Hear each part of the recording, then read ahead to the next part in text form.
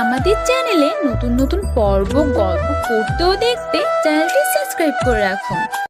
ঢাকা থেকে খুলনা আসছিলাম বাসে। আমার ঠিক সামনের সিট থেকে কান্নার আওয়াজ শুনতে পাই। কান্নার আওয়াজ শুনে মনে হলো একটা মেয়ে কান্না করছে। পাশের সিটে একজন মধ্যবয়স্ক লোক বসা। আমার মনে একটু সন্দেহ হলো, কেননা টিভি নিউজে মাঝে মাঝে দেখি মেয়ে মানুষকে পাচার করে, রেপ করে, বিক্রি করে ইত্যাদি। আমি একটু ভালো করে কান পেতে শুনছিলাম লোকটি মেয়েটাকে বলছে, চুপ কর সেমরি, চুপচাপ বসে থাক। তোরে আমার আনাই ভুল হয়েছে। হাল্লারে কতবার কইলাম এই সেমরি আমার লাগবো না, তাও তোরে আমারে দিয়া দিল। এই চুপচাপ বসে থাক, না হলে কিন্তু তোরে আবার দিয়ামু। তারপর মেয়েটা আস্তে আস্তে কান্না করতে লাগলো। একটু পর লোকটি আবার মেয়েটাকে বলছে, অয়নে যাইয়া ভালো মতো কাম করবি, নইলে কিন্তু তোরে ওরা মাইরে ফেলবে। আর এই বালের কান্নাকাটি বন্ধ কর, নাইলে কিন্তু। এবার আমি কনফার্ম হলাম এই মেয়েটা কোনো খারাপ লোকের পাল্লায় পড়েছে। বাস চলছে আর আমি সময়ের অপেক্ষায় আছি, কখন মেয়েটার সাথে কথা বলা যাবে।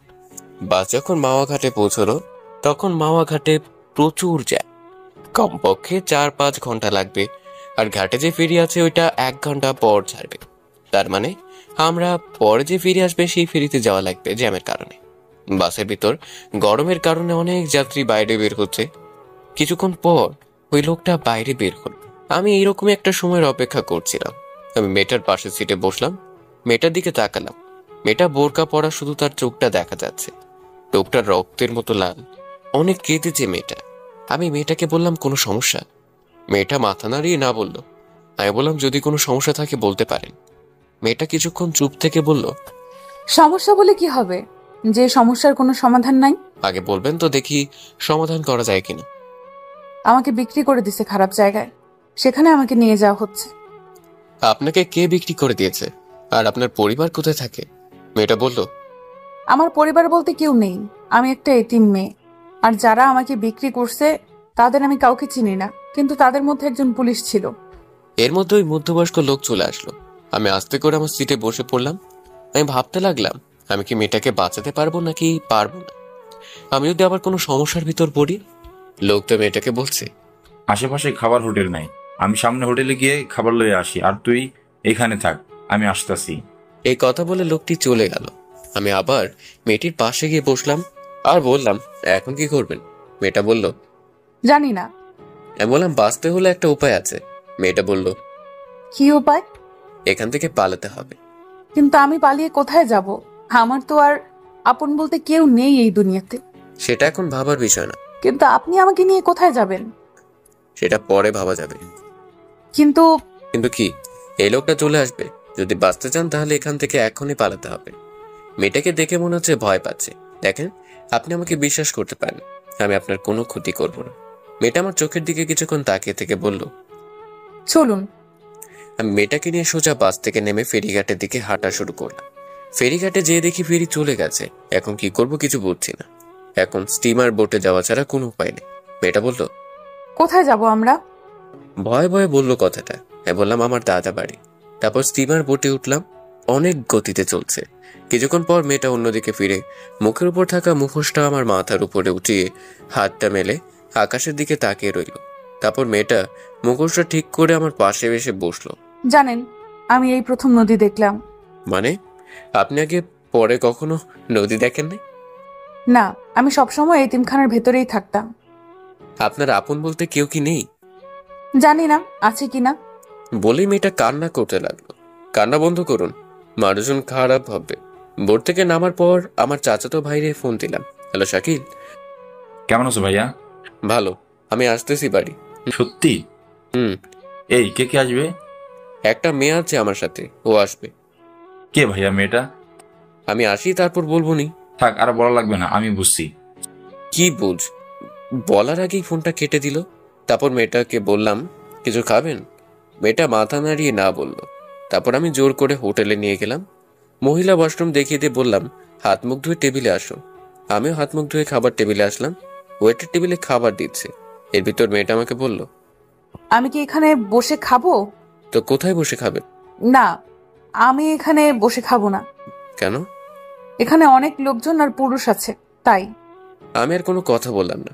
ওয়েটারকে বললাম, ভাই এখানে কোনো আলাদা খাওয়ার জায়গা আছে? আছে। আপনি ওনাকে ওইখানে নিয়ে যান আর ওনার খাবারটা ওইখানে দিয়ে আসেন। ওকে। তারপর মেয়েটাকে বললাম, আপনি এইখানে যে খেয়ে আসুন। মেয়েটা কিছুক্ষণ তাকিয়ে থেকে চলে গেল। খাওয়া দাওয়া শেষে বাসে উঠলাম দাদা বাড়ি যাওয়ার জন্য। রাত 8টার সময় দাদা বাড়ি পৌঁছলাম। বাড়ির ভিতর ঢুকে আমি একটু অবাক হলাম। আমার দাদা দাদি, 4 চাচা চাচি, 2 ফুফু ভাই বোনে পুরো ঘর ভরা। শাকিল আমার পাশে এসে বলল, চলো ভাইয়া। বলে একটা রুম নিয়ে যাচ্ছিল। আমি মেয়েটাকে দেখিয়ে শাকিলকে বললাম, এই শাকিল। আর ও আপুকে ডাক দিয়ে বলল, আপু তুই ভাবিকে নিয়ে যা। ভাবি মানে? শাকিল মুচকি মুচকি হাসছে। আমি মেয়েটাকে বললাম, এনাদের সামনে একটু কান্না করবেন না। মেয়েটা মাথা নাড়ে ঠিক আছে জানালো। আপু আমার সামনে এসে বলছে, অনেক বড় হয়ে গেছিস। মানে? মেয়েটাকে দেখিয়ে এই যে বলে আপু, মেয়েটাকে নিয়ে অন্য রুমে চলে গেল। আমি রুমে এসে ফ্রেশ হয়ে বের হওয়ায় শাকিল আমার হাতে একটা পাঞ্জাবি দিয়ে বলল, পরো এটা। আমি বললাম না, আমার জামা কাপড় ব্যাগে আছে। তারপর পরো, দাদা পড়তে বলেছে। আমি পরে বের হলাম। তারপর দাদার পাশে বসলাম। দাদাকে বললাম, কেমন আছো? তারপর দাদা আমাকে জড়িয়ে ধরে কান্না করতে লাগলো আর বলল, তোর মা বাপ এখনো আমার উপর অভিমান করে আছে। আমি ফোন করেছিলাম তোর আব্বু আম্মুকে, তারা সকালে আসতেছে। আমি অবাক হয়ে গেলাম। এই 21 বছর পর দাদা আমার আব্বু আমার সাথে কথা বললো। আমার মা বাবা প্রেম করে বিয়ে করছিল বলে মেনে নেয়নি। আমার দাদা তার ভাইয়ের মেয়ের সাথে আব্বুর বিয়ে ঠিক করেছিল, কিন্তু আমার আব্বু বিয়ের 3 দিন আগে পালিয়ে বিয়ে করে। তারপর দাদার কাছে আসছিল, দাদা মেনে নেয়নি। আরো অনেক কথা অন্য একদিন বলবো। তারপরে সবার সাথে কথা বললাম। মেজো চাচিকে জিজ্ঞেস করলাম, চাচা কই? বলল, অফিসে। এত রাতে অফিসে? এখনই চলে আসবে। তারপর দাদি আমাকে বলল, মেয়েটার নাম কি? আপু চিল্লায়া বলল, রোজা। সবাই মেয়েটার প্রশংসা করতে লাগলো। আমি একটু রুমের বাইরে এসে রিয়াকে ফোন কোথায় তুমি? দিলাম। দাদা বাড়ি। তোমার না খুলনা আসার কথা ছিল? একটু সমস্যা হয়েছে তাই দাদা বাড়ি আসলাম। কি সমস্যা হয়েছে? তুমি ঠিক আছো তো? তেমন কিছু হয় নাই। তোমার পরীক্ষা কেমন হলো? ভালো। শোন দাদা ডাকতেছে। আমি রিয়াকে বললাম, পরে ফোন দিব, দাদা ডাকছে। কাল আমার পরীক্ষা নাই, আজ সারা রাত কথা বলবো। আচ্ছা, আমি পরে ফোন দিচ্ছি। Okay, I love you. I love you too. Bye. Bye. Phone কেটে ফোনটা সাইলেন্ট করে রাখলাম। রুমের ভিতরে এসে দেখি মেজো চাচা এসে পড়েছে। সবাই অনেক খুশি। আমাকে দেখে সবাই হাসছে। আমি দাদির পাশে বসলাম। দাদি বলল, কবুল বলো। মানে? আরে লজ্জা পেতে হবে না। সবাই একসাথে হু হু করে হেসে উঠলো। দাদি আবার বলল, কবুল বলো। কি হলো? কবুল বল। কি হলো সোহান? কবুল বলো। এই তোমরা চুপ করো। আমার মুখটা দাদির দিকে ফিরিয়ে দাদি বলল, কবুল বলো। দাদি কবুল বলবো মানে? তোর বিয়ে এখন, আর তুই কবুল বলবি না? আমার বিয়ে কার সাথে? কার সাথে আবার? রোজার সাথে। আরে এই মেয়েটারে তো আমি। তোর কিছু বলা লাগবে না, রোজা আমাদের সব বলেছে। তো তোর তো কিছু বুঝি না। এখন তুই কবুল বলে এইখানে সই কর। আর তুই যদি বিয়েটা না করিস, তোর আব্বু আম্মুকে আমি কোনোদিনও মেনে নেব না। আমি কিছুক্ষণ চুপ থেকে বললাম, রোজার সাথে আমার কিছু কথা আছে। ভাইয়া আগে বিয়েটা কর, তারপর মন ভরে কথা বলো। সবাই কত হাসি খুশি। আমি যদি না বলি সবাই মনে কষ্ট পাবে, সাথে মা বাবাকে দাদা মেনে নেবে না। আমি আমার আব্বুকে অনেক কাঁদতে দেখেছি দাদা দাদির জন্য।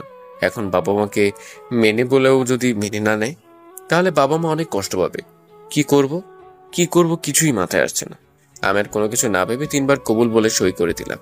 তারপর চাচা দাদা দাদি যে রুমে রোজা, সেই রুমে গিয়ে রোজার সই নিল। তারপর খাওয়া দাওয়া করে শাকিল বলল, ভাইয়া এই রুমে চলো তো। আমি রুমে গেলাম।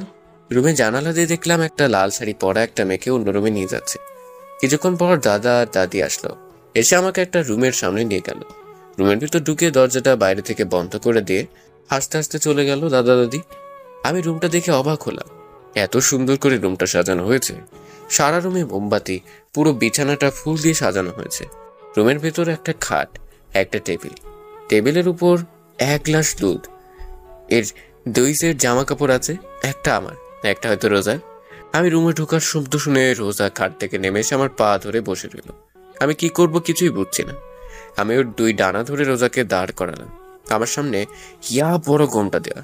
রোজা আমার হাত ধরে টেবিলের কাছে নিয়ে গেল, নিয়ে দুধের গ্লাসটা আমার হাতে দিল। আমি গ্লাসটা হাতে নিয়ে বললাম, আমার কিছু কথা আছে। রোজা বলল, শুনবো, সব কথা শুনবো। আগে দুধটা খান, অর্ধেক খাবেন কিন্তু। আমি রোজার পাশে দাঁড়িয়ে দুধটা মুখে লাগিয়ে খাচ্ছি। অর্ধেকের বেশি খাওয়ার সাথে সাথেই রোজা একটু উঁচু হয়ে হাত ধরে দুধের গ্লাসটা মুখের থেকে 2 আঙ্গুল দূরে সরিয়ে রেখে বলল, অর্ধেক খেতে বলছি না? আমার হাত এখনো ধরা। আমি ওর দিকে তাকিয়ে আছি। ঘোমটার আড়ালে শুধুমাত্র ঠোঁট দেখা যাচ্ছে। ঠোঁটের নিচে ছোট একটা তিল, যা ওর ঠোঁটের সৌন্দর্যকে আরো বাড়িয়ে দিচ্ছে। আমি আস্তে দুধের গ্লাসটা রোজার হাতে দিলাম। রোজার দুধটা খেয়ে আবার আমার হাত ধরে খাটের কাছে নিয়ে গেল। আমি খাটের এক পাশে বসে রোজাকে অন্য পাশে বসতে বসলাম। ও এখনো ঘোমটা দেওয়া। চুপচাপ দুজনে বসে আছি। নীরবতা ভেঙে আমি বললাম, কি থেকে কি হয়ে গেল, তাই না? কিন্তু আল্লাহ যা করে ভালোর জন্যই করে। আপনাকে কিছু কথা বলার ছিল। বলেন। আমি একজনকে ভালোবাসি। 4 বছরের সম্পর্ক আমাদের। আমার বাবা মা জানে ওর পরীক্ষা চলছে। পরীক্ষা শেষ হলে আমাদের বিয়েটা হওয়ার কথা ছিল, কিন্তু আপনার সাথে বিয়েটা হয়ে গেল। আপনি তো না বলতে পারতেন। কিন্তু মা বাবার সাথে দাদার ঘটনাকে বললাম। এই কারণে আপনাকে আমার বিয়ে করা লাগছে। আমি কিছুদিন পর আপনাকে ডিভোর্স দিয়ে দেব। রোজা একটু হেসে বলল, বিয়েটা হতে পারলো না, এরই মধ্যে ডিভোর্স? আমি কিছুক্ষণ চুপ থেকে বললাম, আপনি চিন্তা করবেন না, আমি আপনার থাকা খাওয়ার একটা ব্যবস্থা করে দিব। আপনি আমাকে একবার দেখেন তো। দেখে কি হবে? থাক, দেখা লাগবে না। আপনার আর কিছু বলার থাকলে বলতে পারেন। বলার মতো কথা অনেক আছে, কিন্তু অধিকার নাই। কথা বলতে কোনো অধিকার লাগে না। একটা কথা বলবো, রাখবেন? এই কথাটাই অধিকার আছে। রাখবেন কিনা বলেন। বলেন। আপনি আমাকে নাম ধরে ডাকবেন আর তুমি করে বলবেন। শুধু এইটুকু? আচ্ছা, এবার আপনি ঘুমান। আবার আপনি? সরি, এবার তুমি ঘুমাও। আপনি কি করবেন? মুস্কানের সাথে একটু কথা বললো। এই মুস্কানকে? আরে বললাম না আমার প্রেমিকার কথা, ওর নাম মুস্কান। ও, তাই ঘুমাও তুমি। আপনি কিন্তু একবারও আমার মুখটা দেখলেন না। না দেখাটাই ভালো। রোজা শুয়ে পড়লো। ঘরের মোমবাতিগুলো আস্তে আস্তে নিভতে শুরু করেছে। আমি টেবিলের উপর বসে ফোনটা হাতে নিয়ে লক করলাম আর দেখতে পেলাম 75+ মিসড কল, 93 উপর SMS। তাই রিয়াকে ফোন দিলাম। সাথে সাথে ফোন ধরে বলল, তুমি ঠিক আছো তো? ঠিক আছে। কেন, কি হয়েছে? আমার কেন জানি মনে হচ্ছে তুমি আর আমার নেই। আরে পাগলি, আমি একটু দূরে আছি, তার জন্য তোমার এরকম মনে হচ্ছে। তুমি এতক্ষণ ফোন ধরো নাই কেন? ফোন চার্জে ছিল। কথা বলতে বলতে টেবিলের উপর দেয়ালের সাথে হেলান দিয়ে ঘুমিয়ে পড়েছি। এই যে শুনছেন, উঠেন, উঠে বিছানায় আসেন। প্রায় মধ্যরাত। তখন মোমবাতি হাতে নিয়ে একটা লাল বেনারসি পরা পরি আমার সামনে দাঁড়িয়ে আছে। টানা টানা চোখ, লম্বা নাক, আকর্ষণ করার মতো ঠোঁট, সাথে ঠোঁটের নিচে তীরটা। আমি হা হয়ে ওর দিকে তাকিয়ে আছি। মশা ঢুকবে মুখে, এরকম হা করে কি দেখেন? আমি একটু লজ্জা পেয়ে বললাম, কই কিছু না তো। রোজা হাসতে হাসতে বলল, খাটে এসে ঘুমান। "আপ- আবার আমি বলছি না তুমি করে বলতে?" একদম আমার মুখের কাছে মুখ নিয়ে কথাটা বলল রোজা। মানে তোমার সাথে এক বিছানায় ঘুমাবো? তো কোথায় ঘুমাবেন? আমি আপনার বউ, আপনি ঘুমাবেন না তো কে ঘুমাবে আমার সাথে? কিন্তু তোমাকে তো বউ হিসেবে মানি না। আপনি না মানলে কি হবে? আমি তো আপনাকে স্বামী হিসেবে মানি। এখন যদি খাটে না আসেন তাহলে আমি কিন্তু দাদাকে ডাকবো। হেই, না না, তাহলে চলেন। আমি এখানে ঠিক আছি। খাটে আসবেন নাকি ডাক দিব? চলো। তারপর রোজা অন্যদিকে, আমি অন্যদিকে ফিরে শুয়ে পড়লাম। সকাল 6টায় ঘুম থেকে উঠে দেখি রোজা আমার বুকের উপর শুয়ে আছে। একদম পরীর মতো লাগছে। যে কেউ রোজাকে দেখলে প্রেমে পড়ে যাবে, কিন্তু আমি রিয়াকে ভালোবাসি। রোজার মায়ায় পড়া যাবে না। আমি রোজার মাথাটা বুকের উপর থেকে সরিয়ে বালিশের উপর রেখে আমি আবার শুয়ে পড়লাম। এবার ঘুম থেকে উঠে আমি চমকে গেলাম, কারণ আমার সামনে আমার মা বাবা আর আমার ছোট ভাই। পাশে তাকিয়ে দেখি রোজা নাই। ঘুম ঘুম চোখে মাকে বললাম, তোমরা কখন আসলা? তুই এটা কিভাবে পাইলি? আমি গালে হাত দিয়ে দাঁড়িয়ে আছি। তোর সাথে রিয়ার বিয়ে ঠিক করা, ওর পরীক্ষার 3 দিন পর তোদের বিয়ে, সবাইকে দাওয়াত দেওয়া হয়ে গেছে, আর এখন তুই? রিয়ার কি হবে? ও যদি জানতে পারে ও তো পাগল হয়ে যাবে। তোরা না দুইজনকে ভালোবাসিস? মা, চুপ, কোনো কথা বলবি না। বেরো রুম থেকে, গোসল করে নাস্তা করতে আয়। আমি কোনো কথা না বলে রুম থেকে বের হতে লাগলাম। দরজার কাছে আসতে দেখি দরজার পাশে রোজা দাঁড়িয়ে কান্না করছে। গোসল করে এসে চুল থেকে এখনো পানি পড়ছে। আমি হাসি মুখে বললাম, ঝড় আসছে, ঝড়, রেডি থাকো। আল্লাহ যা করবে ভালোর জন্যই করবে। এই চা কার জন্য? আব্বু আম্মুর জন্য। আরে বাবা, এখনই আব্বু আম্মু? একটু মুখে বেঞ্চি দিয়ে হাতের কেন দিয়ে আমাকে খোঁচা দিয়ে চলে গেল। কি অদ্ভুত, তাই না? গোসল করতেছি, এরই ভিতর দরজায় কড়া নাড়লো। আমি বললাম, কে? আমি। কে? রোজা? হুম। কি বলো? আপনার ফোন বাজতেছে, কে যেন ফোন করছে। আমি দরজাটা একটু খুলে ফোনটা নিলাম, সাথে সাথে আবার রিয়ার ফোন। হ্যালো। আমার না কোনো কিছু ভালো লাগতেছে না। কেন, কি হয়েছে? জানি না, কিন্তু কিরকম জানি লাগতাছে। আরে পাগলি, তোমার পরীক্ষা চলছে তাই এরকম লাগছে, সব ঠিক হয়ে যাবে। হুম। আচ্ছা রাখি তাহলে, গোসল করবো। এই তুমি এত সকালে গোসল করবা কেন? তুমি তো দুপুরে গোসল করো, তাই না? আরে থাক, বলা লাগবে না। বলবা তো দাদা বাড়ি আসছি তাই। একদম ঠিক। তা এখন রাখি, পরে কথা বলবো। হুম। সোহান, সোহান, সোহান, বলো। একটা কথা জিজ্ঞাসা করব। করো। সব ঠিক আছে তো সোহান? এই কথা শুনে আমার বুকের ভেতর একটু ব্যথা করে উঠল। আমি নর্মাল ভাবে বললাম, সব ঠিকই তো আছে রিয়া, তুমি বেকার টেনশন করছো। আচ্ছা রাখি তাহলে, ফোন দিও কিন্তু। Love you. Love you too. Bye. Bye. দরজায় কেউ কড়া নাড়ছে। কে? আমি। বলো। আম্মু ডাকতেছে আপনাকে। আসতেছি। রিয়াকে এখন কিছু বলা যাবে না, ওর পরীক্ষা চলছে। এখন বললে ওর পরীক্ষা ভালো হবে না। কিন্তু রিয়া ঠিকই বুঝতে পেরেছে যে কিছু একটা হয়েছে। অনেক ভালোবেসে সোহানকে রিয়া, তাই হয়তো অনুভব করতে পারে। নাস্তার টেবিলে দাদা মাকে বলছে, শোন বৌমা, সোহানরা আমি বিয়ে দিছি, ওরা দুজন দুজনকে ভালোবাসি, তাই বিয়েটা দিছি। মেয়েটা দেখতে কি মিষ্টি। রোজা চুপচাপ বসে আছে, তা দেখে মা বললেন, ও বউ, খাচ্ছ না কেন? এই তো আম্মু, খাচ্ছি। এদিকে আয় মা, আমার পাশে বস। রোজা মার পাশে বসলো, মা নিজ হাতে রোজাকে খাইয়ে দিচ্ছে। রোজাও ভেজা ভেজা চোখে খেতে লাগলো। প্রেমের বিয়ে বেশি দিন টিকে না। মীরা প্রতিবেশী দরজার সামনে দাঁড়িয়ে কথাটা বলল। ওই তুই চুপ কর, এই বিয়ে সাক্ষী আমি। তুমি দেখো বৌমা, সোহান আর রোজা কোনোদিনও আলাদা হবে না। কেন আলাদা হবে? এরকম একটা মিষ্টি মেয়েই তো আমার চাই। একটু বাইরে বের করলাম, ঘোরাফেরা করে বাসায় আসার সাথে সাথে রোজা বলল, কোথায় ছিলেন এতক্ষণ? আমি কোনো কথা না বলে রুমে এসে মার কাছে গেলাম। মা, কিছু কথা আছে তোমার সাথে। বল। রোজাকে আমি বাসে। রোজা আমাকে সব বলছে। বাসে দেখা হয়েছে, ও এতিম। তোর দাদা ভাবছে তুই রোজাকে পালিয়ে নিয়ে আসছিস, তাই তোদের বিয়ে দিয়ে দিতে চাইছে। এই তো। তো এখন কি করব? কি করবি মানে? বলছিলাম কি ডিভোর্স দিই। ডিভোর্স দিবি মানে? আমাদের বংশে ডিভোর্স তালাকে আমি কোনো শব্দ নাই। মা, আমি রিয়াকে ভালোবাসি। আমি রিয়ার মাকে ফোন কইরা বলে দিছি আমার ছেলে অন্য জায়গার বিয়ে হয়ে গেছে। মা তুমি। মা কান্না করে দিয়ে বলল, দেখ সোহান, তোরা রোজার বিয়েটা হয়ে গেছে, এখন তুই রিয়াকে ভুলে যা। তোর দাদার কথা শুনিস নাই, তোমাকে দুইজনের জন্য এই বিয়েটা হয়েছে। যা হবার তা হয়ে গেছে, এখন থেকে তুই রোজাকে ভালোবাসবি। অসম্ভব বলে চলে আসলাম। দরজার সামনে রোজা দাঁড়ানো। আমি পাশ কেটে বাইরে বের হয়ে রিয়াকে ফোন দিলাম। রিসিভ করে কোনো কথা বলছে না।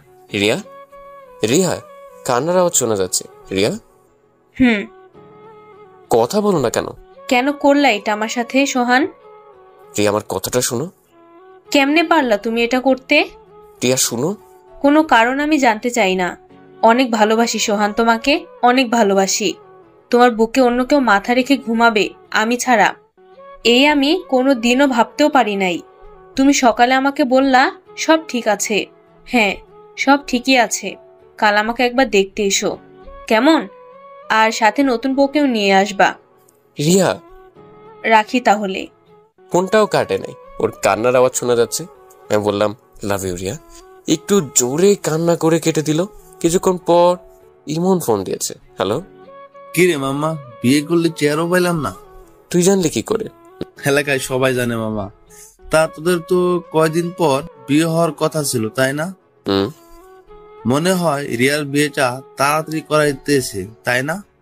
রিয়া তোরে অনেক ভালোবাসে দোস্ত, কোনো সময় কষ্ট দিবি না। এবার কাঁদতে শুরু করলাম। কিরে, কি হয়েছে? এ সোহান। দোস্ত, রিয়ার সাথে বিয়ে হয় নাই। মানে? ইমনকে সব খুলে বললাম। দোস্ত, তুই চিন্তা করিস না, সব ঠিক হয়ে যাবে। আমি তোরে পরে ফোন দিচ্ছি। ওকে। বাসায় আসলাম। খাটে বসা মাত্র রোজা রুমে এসে বলল, কিছু লাগবে? না। রোজার হাতে মার সোনার চুড়ি, যা একসময় মা রিয়াকে দেবে বলে কিনেছিল মা। রোজা আমার পাশে বসলো। আপনি কোনো চিন্তা করবেন না, আমাকে ডিভোর্স দিয়ে রিয়া আপুকে আপনি বিয়ে করেন।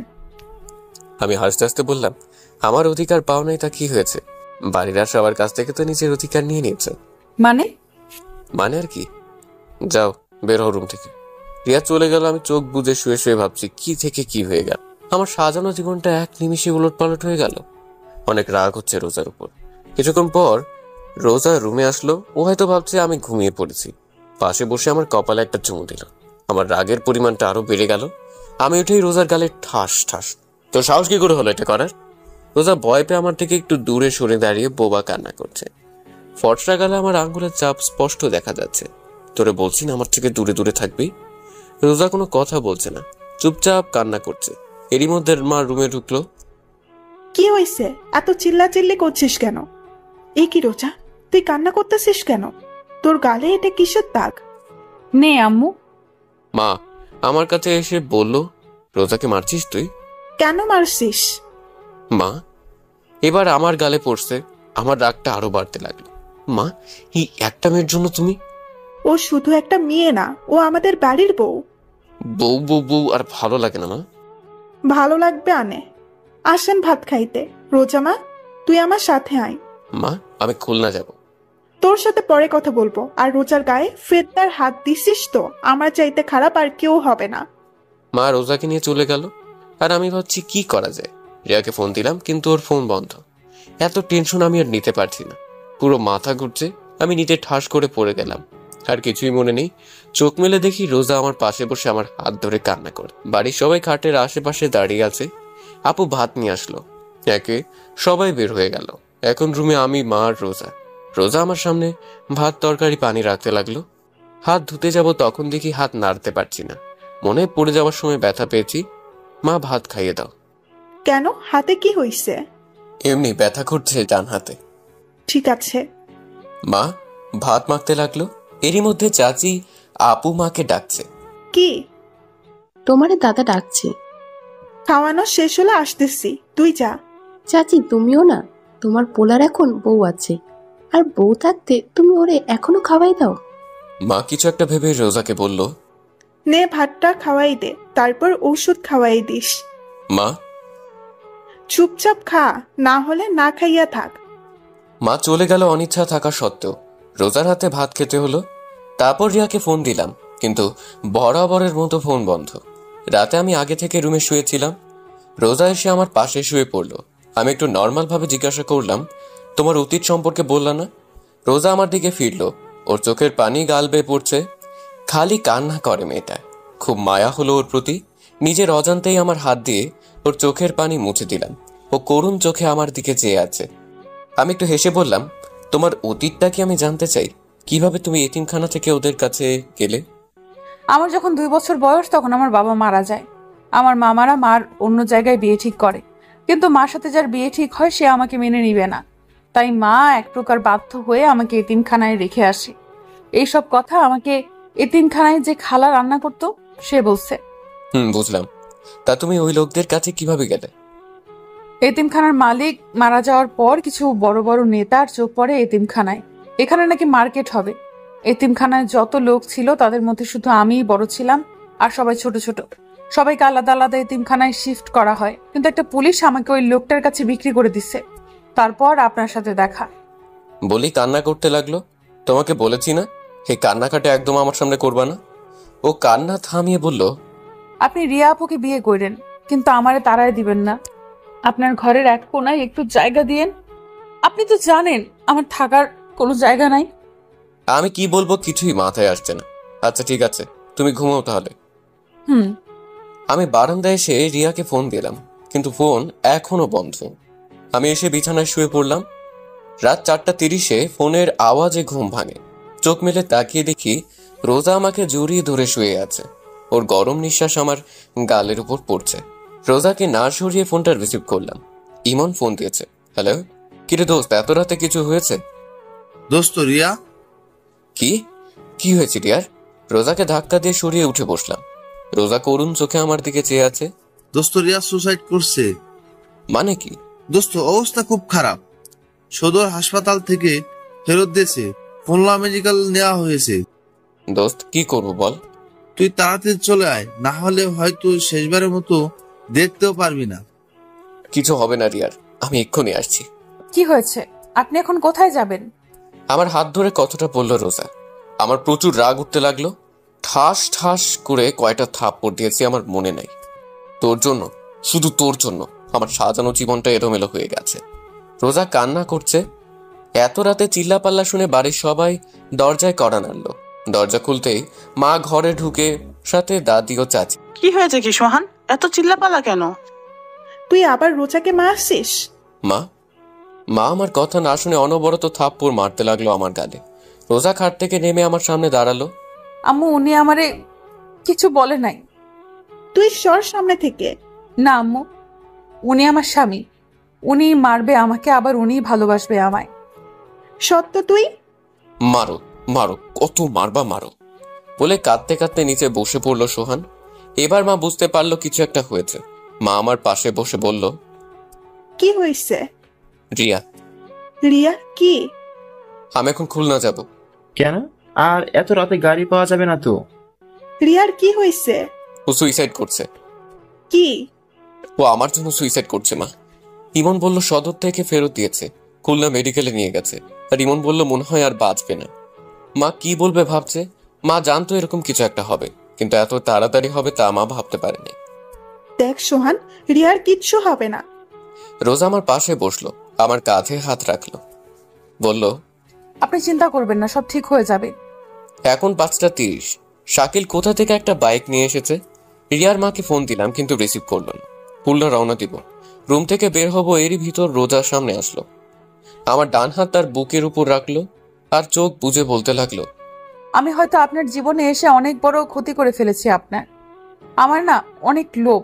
ছোটবেলা থেকে কাউকে আব্বু আম্মু বলে ডাকতে পারি নাই, তাই আপনার আব্বু আম্মুকে পেয়ে লোভটা সামলাতে পারি নাই। আমার জন্য আপনি অনেক সমস্যার ভেতরে পড়ছেন, তার জন্য আমি আপনার কাছে ক্ষমা চাচ্ছি। আমার হাতটা এখনো তার বুকের উপর। ওর এক একটা নিঃশ্বাস আমি আমার হাত দিয়ে অনুভব করতে পারছি। আমি হালকা করুণ ভাবে বললাম, আর কিছু বলবে? বলো তাহলে, আমার বের হতে হবে। মারবেন না তো? না, বলো। আর ওই সময় তোমাকে মারছি তার জন্য সরি।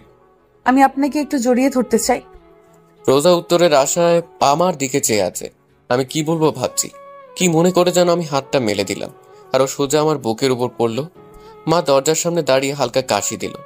রোজা লজ্জা পেয়ে খাটের কাছে বসলো। মা রুমে ঢুকে রোজাকে বলল, রোজা মা, তুই একটু বাহিরে যা। রোজা বাইরে চলে গেল। মা কিছু বলবা? দেখ সোহান, তুই রিয়াকে ভালোবাসিস।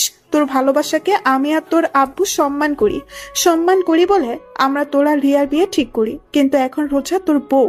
তুই রোজাকে না চাইলেও আমি রোজাকে চাই। শুধু আমি না, বরং বাড়ির সবাই রোজাকে তোর পাশে দেখতে চাই। এখন তোর হাতে সবকিছু। তাহলে মা রিয়ার কি হবে? মা কি হলো, কথা বলো। রিয়ার কি হবে? ও তো আমাকে পাগলের মতো ভালোবাসে। দেখ সোহান, আমি জানি, তারপরেও সোহান রোজা তোর বউ, আর আমি মানি। মন থেকে রোজাকে আমার ছেলের বউ হিসেবে মেনে নিয়েছি। কিন্তু আমি তো মেনে নেই নাই। তুই আমার ছেলে, তোরে আর কি বলবো। স্বামী স্ত্রীর মধ্যে আল্লাহর অন্য রকমের ভালোবাসা দিয়ে দিছে, যা তুই এখন বুঝতে পারবি না। মা রুম থেকে চলে গেল। রিয়ার মাকে আবার ফোন দিলাম, কিন্তু ধরলো না। খুলনা রওনা দিলাম। সাথে শাকিলও হাসপাতালে আছে। গিয়ে দেখি রিয়ার নেই, কিছুক্ষণ আগে মারা গেছে। আমি পুরো শকড। বিশ্বাসই হচ্ছে না যে রিয়া মারা গেছে। আমার চোখ থেকে অনবরত পানি পড়ছে। রিয়ার মা রিসেপশনে নার্সের সাথে কথা বলছে। আমি পেছন থেকে বললাম, খালা, রিয়ার মা মারলো আমাকে। এত জোরে থাপ্পড়টা মারেছে যে আমি নিচে ফ্লোরে আছড়ে পড়লাম। ঠোঁট ফেটে গেছে, রক্ত পড়ছে। শাকিল এসে আমাকে দাঁড় করালো। খালা, রিয়া কোনো কথা বলছে না, নীরবে কান্না করছে। মা চলো। রিয়ার মা কাঁদতে কাঁদতে রিয়ার ভাইয়ের পিছু পিছু চলে গেল। আমি কান্না করছি না, কিন্তু আমার চোখ থেকে পানি পড়ছে। রিয়ার মার পিছু পিছু চলতে লাগলাম। তারা একটা অ্যাম্বুলেন্সে উঠতে লাগলো। আমি দৌড়ে অ্যাম্বুলেন্সের পাশে গেলাম। খালা, রিয়া। তোর ওই পাপের মুখে রিয়ার নাম আর নিস না। খালা। ঠাস করে অ্যাম্বুলেন্সের দরজাটা বন্ধ করে তারা চলে গেল। আমি বসে পড়ে চিৎকার করে কান্না করতে লাগলাম।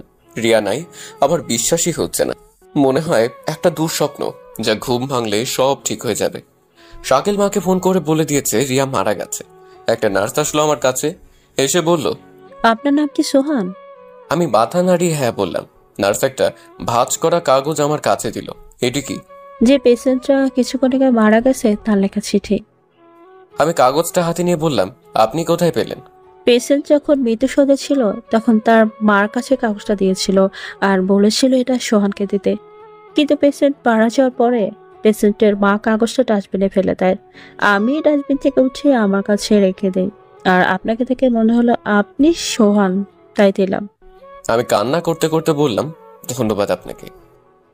আর একটা কথা, মেয়েটা মারা যাওয়ার সময় অনেক মিনতি করেছে তার মা বাবার কাছে আপনাকে দেখার জন্য। আমি আর কি বলবো, আমার মনে হয় না যে রিয়া মারা গেছে। হাসপাতালের বাইরে বসে আছি, পাশে শাকিল, ইমনের অপেক্ষায় আছি। ইমন আসলো, ওকে জড়িয়ে ধরে কান্না করতে লাগলাম। ইমনও কান্না করছে। রিয়ার বাসায় গেলাম, কিন্তু রিয়ার আব্বু ঢুকতে দেয় নাই আমাকে। আমি শাকিল আর ইমন রিয়ার ঘরের বাইরে দাঁড়িয়ে আছি। আমি ননস্টপ কান্না করছি। কি থেকে কি হয়ে গেল, তাই না? আস্তে আস্তে রিয়ার বাড়ির ভিতর লোকজন বাড়তে লাগলো। প্রায় লোকজন আমাকে ঘৃণার চোখে দেখছিল। নানান মানুষ নানান কথা বলছিল আমাকে। মসজিদ থেকে লাশের খাট আনা হয়েছে, কিছুক্ষণের মধ্যে রিয়াকে শেষ গোসল করাতে নিয়ে যাবে। আমার কিছু বন্ধু আমাকে বাজে ভাষায় গালাগালি দিতে লাগলো।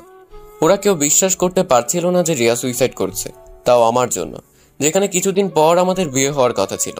রাজ মসজিদের মাইকে এহলান দিচ্ছে যে রিয়ার নামাজের জানাজা বাদ জোহরে নামাজের পর হবে। রিয়ার আব্বু বাড়ির সামনে দাঁড়িয়ে আছে যেন আমি ভিতরে ঢুকতে না পারি। পুলিশ আসছিল লাশ নিয়ে যেতে, ময়না তদন্ত করার জন্য, কিন্তু রিয়ার আব্বু তার মেয়ের শরীর কাটছেড়া করতে দেবে না বলে পুলিশকে অনেক টাকা খাওয়াইছে। রিয়ার আম্মু বাইরে আসছে। আমি দৌড়ে তার কাছে গেলাম আর বললাম, খালা, রিয়াকে শেষবারের মতো একবার দেখতে দিন। রিয়ার আম্মু কান্না করতে করতে বলল, না, তুই আমার মেয়েকে দেখতে পারবি না। আমার মেয়ে তোরে শেষবার দেখার জন্য তার পাইছে, আকুতি মিনতি করছে, কিন্তু তোরে দেখতে পাই নাই, তাই তোরেও দেখতে দিব না। তুইও তার পাবি। আজীবন আফসোস করবি যে শেষবার তুই রিয়ার মুখটাও দেখতে পাস নাই। আমি রিয়ার মার পা ধরে কান্না করতে লাগলাম। রিয়ার বড় ভাই এসে রিয়ার মার কাছ থেকে নিয়ে আমাকে বাইরে বের করে দিল। ওদের বাসার মধ্যে কান্নার রোল পড়ে গেছে। ঘর থেকে রিয়ার লাশ বাইরে বের করা হচ্ছে, শেষ গোসল করাতে নিয়ে যাচ্ছে। আর দেখতে পাবো না রিয়াকে। ভালোবাসি বলবেন আমাকে। পরীক্ষা দিয়ে এসেছে রিয়ার কিছু বান্ধবী, ওরাও আমাকে অনেক বাজে বাজে কথা শুনিয়ে গেল। আমি কোনো কথাই বলছি না, সবকিছু অন্ধকার অন্ধকার লাগছে আমার কাছে। মসজিদের মাইকে আবার এহলান দিল জানাজার বিষয়। আমার মা রোজা এসেছে রিয়ার বাসায়, আমার সামনে থেকে বাসার ভিতর ঢুকলো। আমি বাইরে দাঁড়িয়ে দিই। রোজা আমার কাছে আসতে চাইছিল, কিন্তু মা ওকে হাত ধরে বাসার মধ্যে নিয়ে গেল।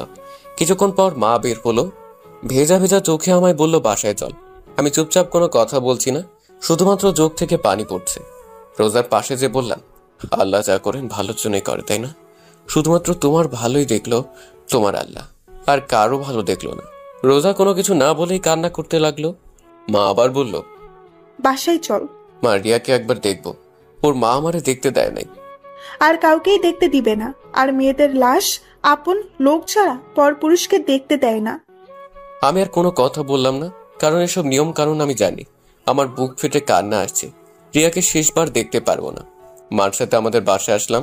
কিছুক্ষণ বাসায় বসে অজু করে নামাজে গেলাম। নামাজ শেষে মসজিদের বাইরে এসে দাঁড়ালাম। জানাজার জন্য মসজিদের বাইরে আগে থেকেই রিয়ার লাশ রাখা ছিল। একে একে 3 কাতারে জানাজার নামাজ শুরু হলো। জানাজা শেষে দাফন করার পর আর বাসায় যায়নি। সারাটা দিন ইমনের সাথে ছিলাম। রাত 1টার সময় বাসায় আসলাম ডুপ্লিকেট চাবি দিয়ে। ঘরে ঢোকার সাথে সাথে দেখলাম সবাই হল রুমে বসে আছে। আমি কোনো কথা না বলে সোজা আমার রুমে আসতে যাব, তখনই মা বলল, ভাত খাবি না? না, খিদে নেই বলে রুমে চলে আসলাম। শুয়ে শুয়ে ভাবছি রিয়ার মৃত্যুর জন্য কাকে দোষ দিব? আমাকে, রোজাকে, মাকে, নাকি রিয়া নিজেই দায়ী? রিয়া আমাকে একবারও বোঝার চেষ্টা করলো না। আজ অনেক একা একা লাগছে নিজেকে। এরকম একটা দিন আসবে কোনোদিনও কল্পনাও করতে পারিনি। কিছুক্ষণ পর, এই যে শুনছেন, এই যে শুনছি, বলো। ওঠেন। কেন? ওঠেন তো। আমি উঠে পিঠের তলায় একটা বালিশ দিয়ে হেলান দিয়ে বসলাম। রোজা ভাত মাখতে শুরু করলো। আমার মুখের কাছে এক লুকমা ভাত নিয়ে বলল, হা করুন। আমি চুপচাপ ওর দিকে তাকিয়ে আছি। ও আবার বলল, কি হলো, হা করুন। তখন বললাম, না, খাবো না। দেখে মনে হচ্ছে সারাদিন কিছু খান নাই, আরো আপনার হাতে ব্যথা, খাবেন কি করে? নিন, হা করুন। আমি এবার একটু জোরেই চিল্লিয়ে বললাম, খাবো না, শোনো নাই? আওয়াজ শুনে আমার রুমের ভিতর আসলো, এসে রোজাকে বলল, তোরে বলছি না ও খাবে না, ওর জন্য তুইও সারাদিন না খাইয়া রইছিস। তুই খাইয়া ঘুমায় পড়, আর সোহাগ রোজারে যেন মারাটারা না হয়। বলে দরজাটা আটকে চলে গেল। রোজাও ভাত না খেয়ে হাত ধুয়ে বিছানায় শুয়ে পড়ল। কি অদ্ভুত তাই না? ও আমার জন্য না খেয়ে বসে আছে। রিয়ার কথা ভাবতে ভাবতে ঘুমিয়ে পড়লাম। সকালে রোজার ডাকে ঘুম ভাঙে। চা হাতে নিয়ে দাঁড়িয়ে আছে। আমি চাটা হাতে নিলাম। এক চুমুক খাওয়ার পরেই রোজা জিজ্ঞাসা করলো, চা কেমন হয়েছে? আমি মাথা নাড়িয়ে ভালো বললাম। আমি নিজেকে অনেক নর্মাল রাখার চেষ্টা করছি, যদি কেউ বুঝতে না পারে আমার ভিতর থেকে কি চলছে।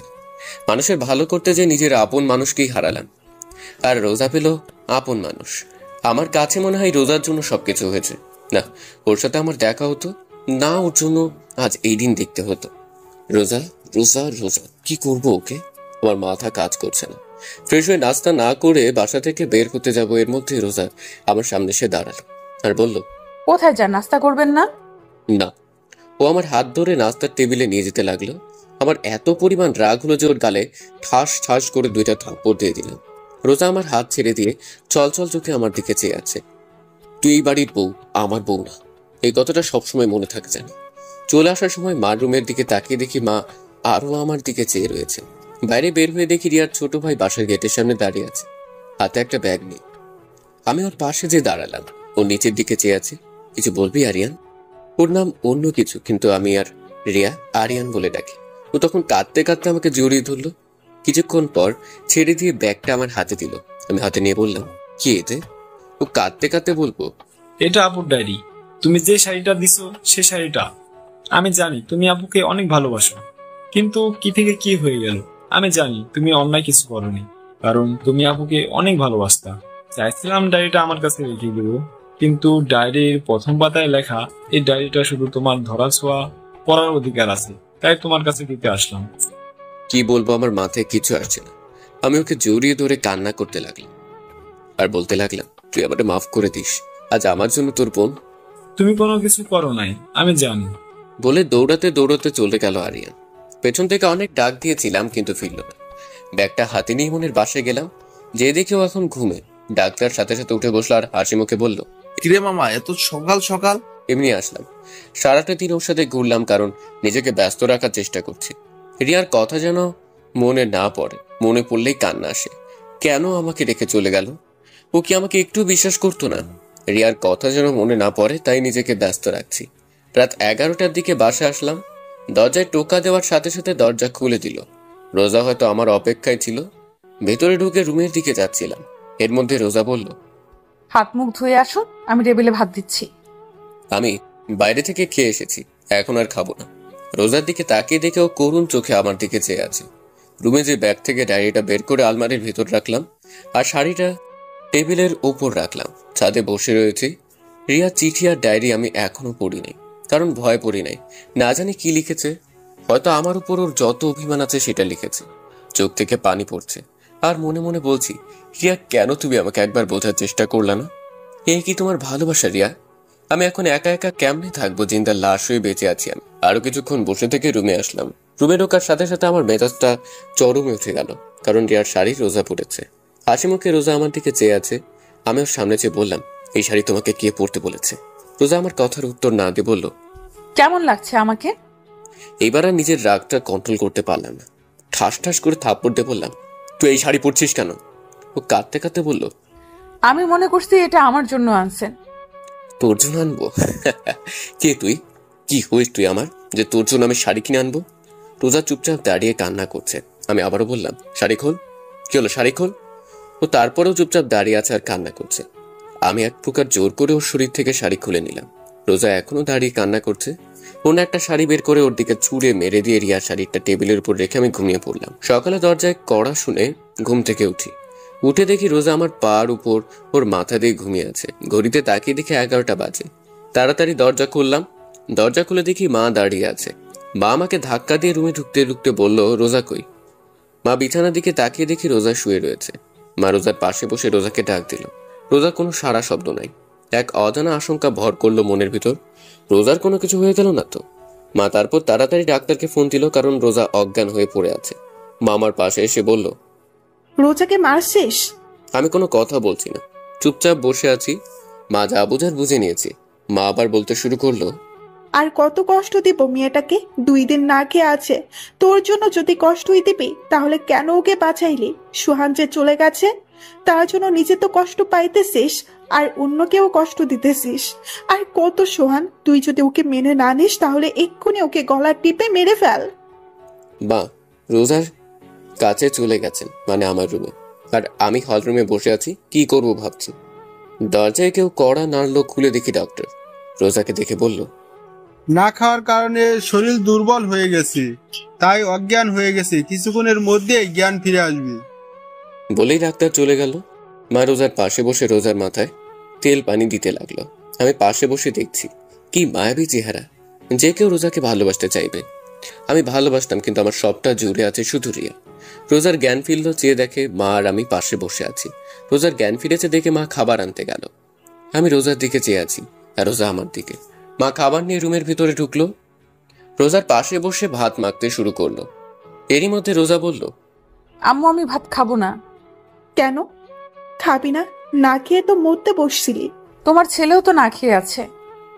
কে বলছে যে আমি না খেয়ে আছি? কে বলবে? আমি বলছি। আমার উপর রাগ করে তো আপনি বাসায় খান না। থাক, ওর সাথে কথা বলা লাগবে না, তুই হা কর। মা রোজাকে কথাটা বলল। না আম্মু আমি খাবো না। তুই না খেলে তো তোর শরীর আরো খারাপ হয়ে যাবে মা। ওনাকে বলেন উনি টাইম টু টাইম বাসায় খাবে আর আমাকে এখন খাওয়ায় দিবে, তাহলে আমি খাবো। মা আমার দিকে চেয়ে আছে। আমি মাকে ইশারায় বললাম, ভাতটা খাওয়াই দে। মা আমি পারবো না। চুপচাপ খাওয়াই দে, আমি বাহির থেকে ঔষধ নিয়ে আসতেছি। বলেই মা ভাতের প্লেটটা আমার হাতে দিয়ে চলে গেল। আমি আর কি করব, অনিচ্ছা থাকা সত্ত্বেও চুপচাপ খাইয়ে দিতে লাগলাম। খাওয়া শেষে মা রুমে আসলো। আমি উঠে বাথরুমে চলে গেলাম। বাথরুমে ঢুকে কান পেতে শুনতে লাগলাম বাইরে মা আর রোজা কি কথা বলে। তুই ওর জন্য কেন শুধু শুধু নিজেকে কষ্ট দিস? আম্মা আমার জন্য আজ উনি ওনার ভালোবাসার মানুষকে চিরদিনের জন্য হারিয়ে ফেলেছে। কেন শুধু শুধু নিজেকে দোষ দিচ্ছিস? রিয়ার মৃত্যুর জন্য তোর আর সোহানের কোনো হাত নাই। এটা নিয়তি, এটাকে মেনে নিতে হবে। আম্মু ওনার মনে অনেক কষ্ট, কিন্তু উনি প্রকাশ করেন না। তা আমি জানি, তার জন্য তুই নিজেকে কষ্ট দিবি না আম্মু, আমি ওনার সব কষ্টের ভাগটা নিতে চাই। আস্তে আস্তে সব ঠিক হয়ে যাবে, ধৈর্য ধর। বলে মা চলে গেল। আমি বাথরুম থেকে বের হয়ে রোজার পাশে যেয়ে বসলাম। রোজা বলল, কিছু বলবেন? তোমার যদি কিছু হয়ে যেত? কি আর হতো, মরে যেতাম। আমি জানি আপনার সবটা জুড়ে শুধু রিয়া আপু আছে, আমি না। রিয়া আপুর জায়গাটা নিতে চাই না, শুধু আপনার পায়ের নিচে একটু জায়গা দিবেন, কারণ এইখানে আমার বেহেশত, আমার জান্নাত। আমি কোনো কথা না বলে বাসার বাইরে চলে আসলাম।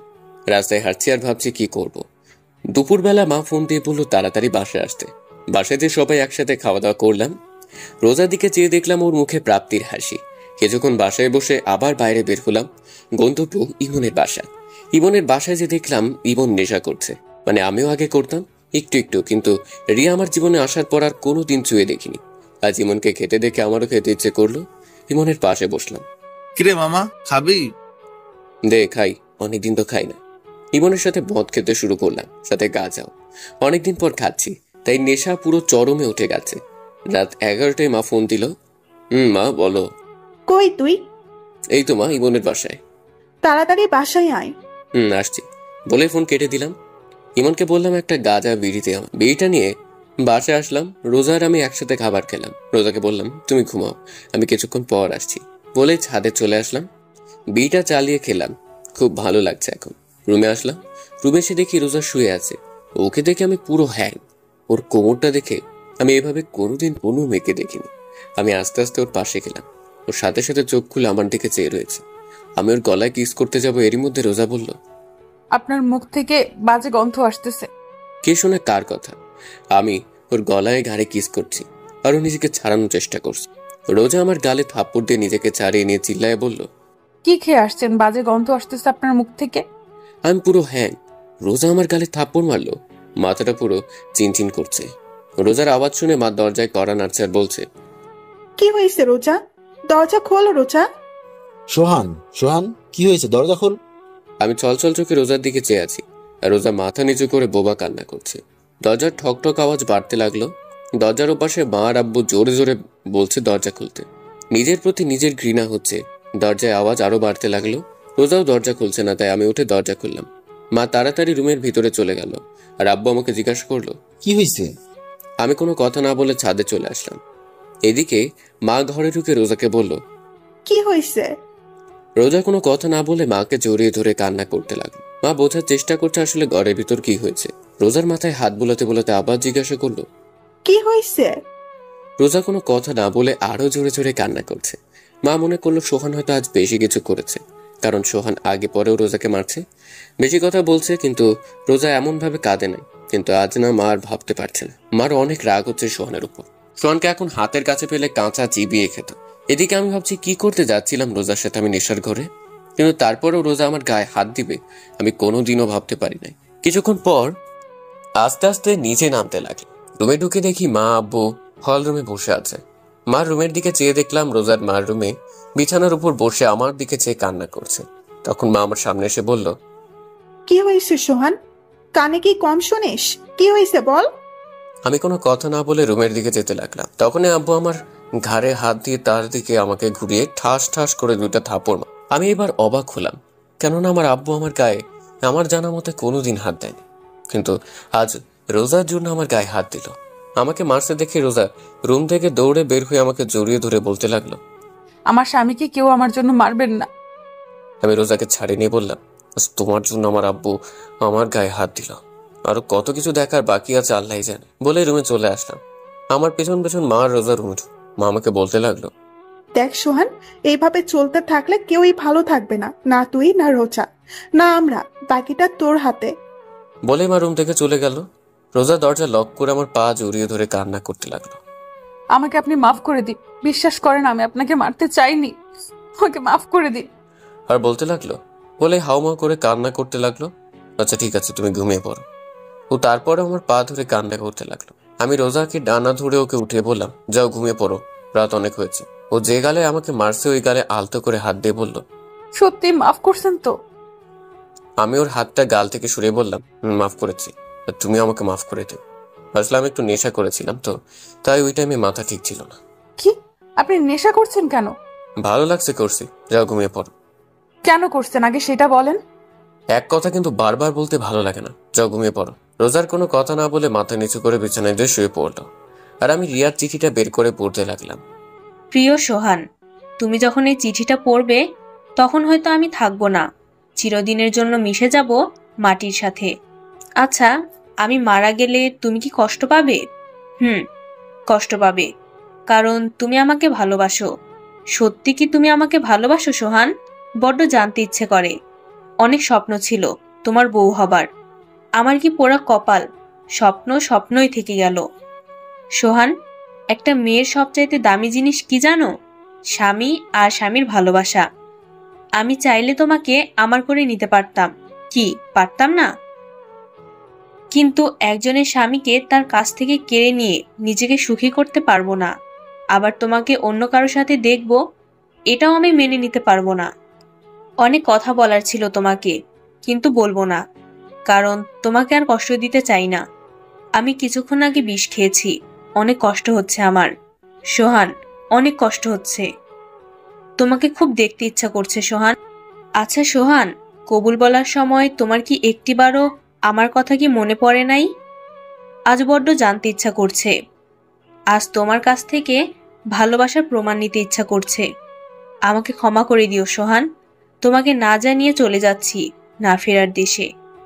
ইহকালে তোমাকে পেলাম না তো কি হয়েছে, পরকালে খুব করে চেয়ে নিব তোমাকে আল্লাহর কাছ থেকে। আচ্ছা সোহান, আমাকে কি তোমার মনে পড়বে কখনো? বড্ড জানতে ইচ্ছা করে। যদি কোনোদিন আমাকে অনুভব করতে মন চায় তোমার, তাহলে তখন চোখ বন্ধ করে তোমার হৃৎপিণ্ড বরাবর হাত রেখো, ওইখানে খুঁজে পাবে আমায়। ইতি, তোমার রিয়া। চিঠিটা পড়ে কান্না আসছে, অনেক কান্না আসছে। বিছানার দিক চেয়ে দেখি রোজা আমার দিকে চেয়ে আছে আর কান্না করছে। রোজাকে বললাম, কান্না কেন করছো? রোজা আমার সামনে এসে হাঁটু ভাঁজ করে আমার সামনে বসলো আর আপনি সোফায় বসা। আমার হাতটা ধরে বলতে লাগলো। আমি ছলছল চোখে রোজার দিকে চেয়ে আছি আর রোজা আমার দিকে চেয়ে আছে উত্তরের আসে। আমি কোনো কথা না বলে আস্তে সোফার উপর মাথাটা এলিয়ে দিলাম। কখন যে ঘুমিয়ে পড়েছি খেয়াল করিনি। সকালে ঘুম ভাঙার পর দেখি রোজা আমাকে জড়িয়ে ধরে ঘুমিয়ে আছে। এইটুকু সোফার উপর কি দুইজন ঘুমানো যায়? রোজা আমার শরীরের উপর ঘুমানো, কি মায়াবী চেহারা। ওর ভালোবাসা চায় আমার কাছ থেকে। আমি আদৌ রোজাকে ভালোবাসতে পারবো কিনা সন্দেহ হয়। কি অদ্ভুত জীবন। আমার যাকে ভালোবাসলাম তাকে তো পেলাম না, আর যাকে চেনা না জানা নাই তাকে পেলাম। কি করব আমি এখন? কি সবকিছুই অন্ধকার লাগছে। আমার কাছে মনে হয় আমার জীবনটা এখানেই থেমে গেছে। রোজাকে সরিয়ে দিয়ে ঘুম থেকে উঠে ফ্রেশ হয়ে নাস্তা করে বাইরে বের হলাম। চলতি পথে রিয়ার মার সাথে দেখা। আমার দিকে এমন ঘৃণার চোখে তাকালো যেন আমি রিয়াকে গলা টিপে মেরে ফেলেছি। রাস্তায় কিছুক্ষণ ঘোরাঘুরির পর দুপুরবেলা বাসায় আসলাম। বাসায় এসে টেবিলে দেখলাম আমার জন্য আমার প্রিয় খাবারগুলো সব রান্না করা। দেখে অনেক খুশি হলাম। তাড়াতাড়ি একটু ফ্রেশ হয়ে খেতে বসলাম। খেতে খেতে মাকে বললাম, মা আজকে রান্নাটা অনেক ভালো হয়েছে। আজকে রোজা রান্না করছে, তুই কি কি পছন্দ করিস আমার কাছে যেন রান্না করছে। আমাকে তো রান্নাঘরে ঢুকতেই দেয় নাই। রোজার দিকে তাকিয়ে দেখে ও মুচকি মুচকি হাসছে। ওর হাসিটা আমার কাছে অনেক ভালো লাগে, কিন্তু এখন কিরকম বিষের মতো লাগছে ওর হাসিটা। ওর প্রশংসা করলাম আমি তো জানতামই না যে ও রান্না করেছে আজকে। খাবার টেবিলে আর কোনো কথা বললাম না, চুপচাপ খেয়ে আমার রুমে আসলাম। কিছুক্ষণ পর রোজা আমার রুমে আসলো। এসে শাড়িটা এত পরিমাণ নিচে নামালো যে ওর কোমর সম্পূর্ণ দেখা যাচ্ছে। হয়তো আমাকে কাছে টানার চেষ্টা করছে, কিন্তু আমি ওকে না দেখার ভান করে চুপচাপ বসে রইলাম। আস্তে আস্তে আমার পাশে ঘুরঘুর আর কোমরের কাপড়টা একটু সরাত, আবার দিচ্ছে, একটু সরাচ্ছে, আবার দিচ্ছে। এবার আমি রোজাকে বললাম, কিছু বলবা? রোজা মাথায় নাড়িয়ে না বললো, আবার মাথা নাড়িয়ে হ্যাঁ বললো। আমি একটু হেসে বললাম, কি বলবা বলো। না মানে কাল রাতে আপনি আমাকে, বলেই থেমে গেল। কাল রাতে কি? এই যে আমি ঘুমিয়েছিলাম, আপনি আমাকে, বলে আবার থেমে গেল। আমি বুঝতে পেরেছি ও কি বলতে চাচ্ছে। আমি বললাম, সরি বললাম না, তখন আমি নেশা করেছিলাম তো, তাই তোমাকে। না মানে, আচ্ছা সরি, আর কোনোদিন এমন হবে না। আপনার ইচ্ছা হলে আপনি আমার সাথে যা ইচ্ছা করতে পারেন, আমি কিচ্ছু মনে করব না। আমি ওর দিকে চেয়ে আছি। ও আস্তে আস্তে চোখ খুলে দেখে যে আমি ওর দিকে চেয়ে আছি। ও লজ্জায় দৌড়ে রুমের বাইরে চলে গেল। কিছুক্ষণ পর মা রুমে আসলো, এসে আমার পাশে বসলো। কিছু বলবা? তা কি সিদ্ধান্ত নিলি? কি সিদ্ধান্ত? রোজার বিষয়। দেখ সোহান, মেয়েটা অনেক ভালো, চেহারাও ভালো, সব দিক দিয়ে ঠিক আছে। তাহলে তোরা রিয়ার যেদিন বিয়ে হবার কথা ছিল ওদিন তোরা রোজার আবার বিয়ে হবে, কেননা সবাইকে দাওয়াত দেওয়া হয়ে গেছে। শোন সোহান, রোজাকে ভালোবাসতে না পারলেও ওকে কষ্ট দিস না। বলে মা রুম থেকে চলে গেল। আর আমি ভাবছি সবাই রোজার কষ্টটা বোঝে, কিন্তু আমার মনটা যে হাহাকার করছে রিয়ার জন্য সেটা কেউ দেখে না। বিকেলবেলা আব্বু আমার রুমে আসলো। কি রে বাবা, কি করিস? কিছু না, এই তো বসে আছে। থাপ্পড়টা জোরে লাগছিল তাই না? আরে আব্বু তুমিও না। কালকের ব্যাপারে কিছু মনে করিস না, আসলে আমার কোনো মেয়ে নেই তো, তাই রোজাকে এইভাবে কাঁদতে চোখে আমার মাথা ঠেকছিল না। তুই কিছু মনে করিস না বাবা? না আব্বু, আমি কিছু মনে করিনি। তা বাইরে আয়, বৌমা পায়েস রান্না করছে, আয় একসাথে খাবো। চলো আব্বু। তারপর সবাই একসাথে পায়েস খেলাম। মা আমাকে বললো রোজাকে নিয়ে আমার খালা বাড়ি আর মামা বাড়ি থেকে ঘুরে আসতে। আমাদের বাড়ি থেকে মামা বাড়ি আর খালা বাড়ি 10 মিনিটের রাস্তা।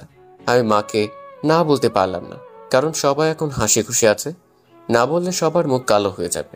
রোজাকে বললাম রেডি হতে। কিছুক্ষণ পর রোজা রেডি হয়ে বোরকা পরে আসলো। বোরকাটা 2-3 জায়গায় ছেঁড়া। আমি বললাম, এই ছেঁড়া বোরকা পরে যাবে? আমার তো আর বোরকা নাই। তা আগে বলবা না তোমার বোরকা নেই? আগে মার্কেটে চলো, তোমার কি কি লাগবে কিনে এনে তারপর মামার বাড়ি যাও। বলেই রোজাকে নিয়ে বের হতে যাব। এরই মধ্যে মা সামনে এসে আমার বাইকের চাবি আমার হাতে দিল। আমি মার দিকে জিজ্ঞাসা দৃষ্টিতে তাকিয়ে রইলাম। মা বলল, মনে আছে বাইক কেনার সময় কি বলছিল? যে আমি বিয়ে করব, তখন বাইকে করে আমার বউকে নিয়ে ঘুরবো। এর আগে আমি বাইক চালাবো না, তা এখন বউ আছে, বউকে নিয়ে বাইকে ঘুরতে চাচ্ছ, তো বাইক নিয়ে যাও। বলেই মা আমার হাতে কিছু টাকা দিয়ে চলে গেল। ছোট ভাইয়ের দিকে চেয়ে দেখেও মিটমিট করে হাসছে। নিজের উপর নিজেরই রাগ হচ্ছে, কেন যে ওই দিন এই কথা বলতে গেলাম। বাইক নিয়ে বের হলাম। এলাকার সবাই আমাদের দিকে চেয়ে আছে একটু ঘৃণার চোখে। বন্ধু বান্ধব তো আমার সাথে কথাই বলে না, শুধুমাত্র ইভন ছাড়া। মার্কেটে এসে কেনাকাটা করে আবার বাসে আসলো। রোজা বোরকা চেঞ্জ করে আসলো। প্রথমে মামা বাড়ি আসলাম, কথাবার্তা বলে খালার বাড়ি আসলাম। খালার বাসায় কিছুক্ষণ বসে বাসার দিকে রওনা দিই। রোজাকে আজ অনেক খুশি লাগছে। রোজা সবার সাথে এমন ভাবে কথা বলছে মনে হয় এনারা সবাই রোজার সাথে যুগ যুগ ধরে পরিচয় আছে। বাসায় আসলাম। এসে হাত মুখ ধুয়ে বিছানায় শুয়ে শুয়ে ভাবছি রিয়ার কথা। রিয়া নামটা শুনে ওকে ভালোবেসে ফেলেছিলাম। রিয়ার কথা আমার মাথা থেকে যাই না। সারাদিন ওকে মনে না পড়লেও রাতে চোখ বন্ধ করার সময় রিয়ার কথা আমার মনে পড়ে কুড়ে কুড়ে খায়। আমাকে রিয়ার সাথে কাটানো স্মৃতিগুলো। রোজা রুমের ভিতর ঢুকলো আর বলল, ভাত খেতে ডাকে। আমার এখন ভালো লাগছে না, পরে খাব। এই কথা বলার সাথে সাথে রোজা আমার পাশে এসে আমার কপালে হাত দিয়ে বলল, কেন ভালো লাগতেছে না? শরীর ঠিক আছে তো? আমি রোজার হাতটা আমার কপাল থেকে সরিয়ে বললাম, আরে বাবা তেমন কিছু না, এমনি পরে খাবো। রোজা মুখটা কালো করে বাইরে চলে গেল। কিছুক্ষণ পর মা রুমে আসলো। কিরে তুই বলে ভাত খাবি না? পরে খাবো বললাম তো রোজাকে। রোজা না খেয়ে আছে বলছে, তুই না খেলে নাকি খাবে না? মা আমার এসব আলগা পিরিত কিন্তু ভালো লাগে না, চুপচাপ খেতে আয় বলে মা চলে গেল। আমিও খাইতে যাইনি, আমার এসব আলগা পিরিত মোটেও ভালো লাগে না। কিছুক্ষণ পর বাইরে থেকে আব্বু ডাকছে ভাত খেতে। একরাশ রাগ নিয়ে খাবার টেবিলে গেলাম। খাবার খেয়ে রুমে আসলাম। রোজা মার সাথে একটু কাজ করে রুমে আসলো। আমি বিছানায় শুয়ে আছি, রোজা এসে আমার পাশে শুয়ে পড়লো। আমি উপরের দিকে চেয়ে আছি আর রোজা আমার দিকে। আমি ওর দিকে ফিরে বললাম, কি হলো ঘুমাও? রোজা একদিনে আমার দিকে চেয়ে আছে। ওর মুখের সামনে আঙ্গুল দিয়ে তুড়ি বাজিয়ে বললাম, কি হলো শুনতে পাও না? কি হয়েছে? বলছিলাম কি ওইভাবে তাকিয়ে কি দেখো? আমার স্বামী কে? তা দেখা কি হয়েছে? হইলে ঘুমো। না দেখা হয় নাই। তাহলে তুমি দেখো, আমি ঘুমাই। আপনি এরকম কেন? কিরকম? এই যে আমার সাথে ভালো মতো কথা বলেন না, একটু ভালোবাসেন না। আমি চুপ করে আছি। এই প্রশ্নের উত্তর আমার কাছে। আমার চুপ থাকা দেখে রোজা আমার বুকের উপর হাত দিয়ে একদম মুখের কাছে মুখটা এনে বলল, একটু ভালোবাসলে কি হয়? আমি রোজাকে আমার কাছ থেকে সরিয়ে বললাম, সবকিছু জেনেই কথা বলো কি? রোজা আমার আরো কাছে এসে বলল, স্বামী হন আমার, প্রেমিক না। তোরও বুঝি না, ভালো না বাসলে রিয়া আপুর মতো আমিও বিষ খেয়ে মরে যাব। আমি একটু ভয় পেয়ে গেলাম রোজার মুখে এমন কথা শুনে। আমি চুপ আছে দেখে রোজা আবার বলতে লাগলো, কি ভালোবাসবেন নাকি? আমি এখনো চুপচাপ রইলাম। এবার রোজা আমার পেটের উপর উঠে বসলো আর পুরো ঝুঁকে ওর মুখটা আমার মুখের কাছে এনে বলল, একটু ভালোবাসেন না? আমার কাছ থেকে কোনো উত্তর না পেয়ে আমার হাতটা নিয়ে ওর মুখে আমার হাত বোলাতে লাগলো। একটু আদর করেন না? আমি হাতটা ওর হাত থেকে চিনিয়ে নিলাম আর ওর সাথে সাথে আমার মুখে গলায় বুকে অগণিত চুমু দিতে লাগলো। আমি পাগল হয়ে যাচ্ছি, মন চাচ্ছে রোজার ভিতর ডুব দিতে, কিন্তু রোজা পাগলের মতো চুমু দিতে লাগলো। আমি কোনো প্রকার রেসপন্স করছি না। এই প্রথম কোনো মেয়ে আমাকে লিপকিস করলো। আমিও নিজেকে ধরে রাখতে পারিনি। আমি কেন অন্য যে কোনো পুরুষ নিজেকে ধরে রাখতে পারবে না এরকম বিলিয়ে দিলাম নিজেকে রোজার মাঝে। মিশে গেলাম দুজনে এক অন্যরকম সুখের জগতে। সকালে বৃষ্টির মতো টুপটুপ করে পানি পড়ছে মুখের উপর। চোখ মেলে তাকিয়ে দেখি রোজা গোসল করে এসেছে আর চুলের পানি আমার মুখের উপর ফেলছে। আমি রোজার দিকে চেয়ে আছি, অনেক সুন্দর লাগছে ওকে আজ। কিরকম কাটলো রাতটা? আমি রোজার দিকে তাকিয়ে বললাম, আমার কাছ থেকে নিজের অধিকারটা নিয়ে নিলে? একটু অভিমান নিয়ে কথাটা বললাম। রোজা একটু রাখি লোক নিয়ে একদম আমার কাছে এসে বলল, স্বামীর কাছ থেকে স্ত্রীর অধিকার নিলাম, তাতে আপনার কি? আর হ্যাঁ, আজকের পর থেকে আজ রাতে যেভাবে ভালোবাসছেন প্রতিদিন এইভাবেই ভালোবাসবেন আমাকে। নইলে কি? বলে রোজা আমার কপালে আলতো করে একটা চুমু দিয়ে চলে গেল। দরজার সামনে দাঁড়িয়ে রোজা আবার বলল, গোসল করে তাড়াতাড়ি নাস্তা করতে আসেন। বলে চলে গেল। গোসল করে নাস্তার টেবিলে আসলাম। রোজাকে দেখে মনে হচ্ছে ও হাসি খুশি ভাবে সবার সাথে কথা বলছে। এরকম ভাবে খুশি রোজাকে আগে পরে কখনো দেখি না। মা রোজাকে জিজ্ঞাসা করলো, কি রে রোজা, তুই তো মনে হয় আজ অনেক খুশি। রোজা মাকে ইশারায় বলল, তা জানতে পারি এত খুশির কারণ কি? তা তো বলা যাবে না আম্মু। রোজাকে মার সাথে এইভাবে কথা বলতে দেখে আমার গা জ্বলছে। কোন রকম নাস্তা করে বাইরে বের হতে যাব, সামনে এসে রোজা পথ আটকালো আর বলল, কোথায় যাওয়া হচ্ছে শুনি? রোজা এমন ভাবে কথাটা বললো আমার রাগ উঠে গেল। তারপর আমি শান্তভাবে বললাম, সামনে থেকে সরো। রোজা আবারও বলল, আমি কি বললাম শুনেন নাই নাকি? আমি রেগে রোজার দুই ডানা ধরে ঘরের ভিতর জোরে সরিয়ে দিয়ে আমি বাইরে চলে আসলাম। বাইরে কিছুক্ষণ ঘোরাফেরা করে বাসায় আসলাম। দেখলাম দরজা খোলা। ঢোকার সাথে সাথে দেখলাম রক্ত আর রক্ত। বাসায় মা, আব্বা, ছোট ভাই, রোজা কেউ নাই। আমার প্রচুর ভয় করতে লাগলো। আমার পুরো শরীর কাঁপতে লাগলো। কি হলো? মারে আব্বাকে ফোন দিলাম কিন্তু তাদের বাসায় নেই। সজীবকে ফোন দিলাম। সজীব সাথে সাথে ফোন ধরে বলল, ভাইয়া তুমি কোথায়? কাঁদতে কাঁদতে কথাগুলো বলল সজীব। কেন, কি হয়েছে? তুমি তাড়াতাড়ি খুলনা মেডিকেলে আসো। কার কি হয়েছে? রোজা ভাবি।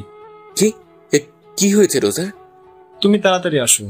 বলে ফোন কেটে দিল। আমি বাইক নিয়ে হাসপাতালে গেলাম।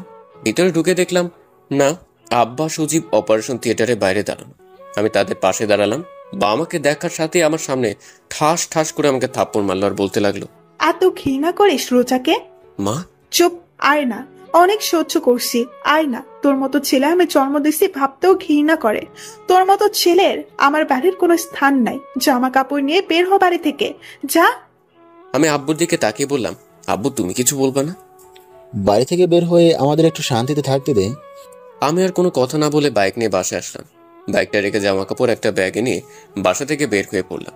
কোথায় যাব জানি না। দুপুরবেলা রোদের তীব্র তাপে উদ্দেশ্যহীনভাবে হাঁটছি রাস্তায়, আর ভাবছি কি করলাম আমি, কি কারণে মা আব্বু বের হয়ে যেতে বললো আমাকে বাড়ি থেকে। ঢাকার একটা টিকিট কাটলাম, ঢাকা যাব, ওইখানে যে কিছু একটা করা যাবে। বাসে উঠে চলে আসলাম ঢাকা। বন্ধু বিজানের কাছে আসলাম। ও তো আমাকে দেখে পাগল। দোষ, কতদিন পর দেখলাম তোকে? এই তো 2-3 বছর পর। হালা 4 বছরের বেশি। আচ্ছা, তুই একটু রেস্ট নে, আমি আসতেছি। তোর আব্বু আম্মু কোথায়? তারা নানা বাড়ি গেছে, 5-6 দিন পরে আসবে। মিজান বলেই বাইরে চলে গেল, আর আমি ঘুমিয়ে পড়লাম।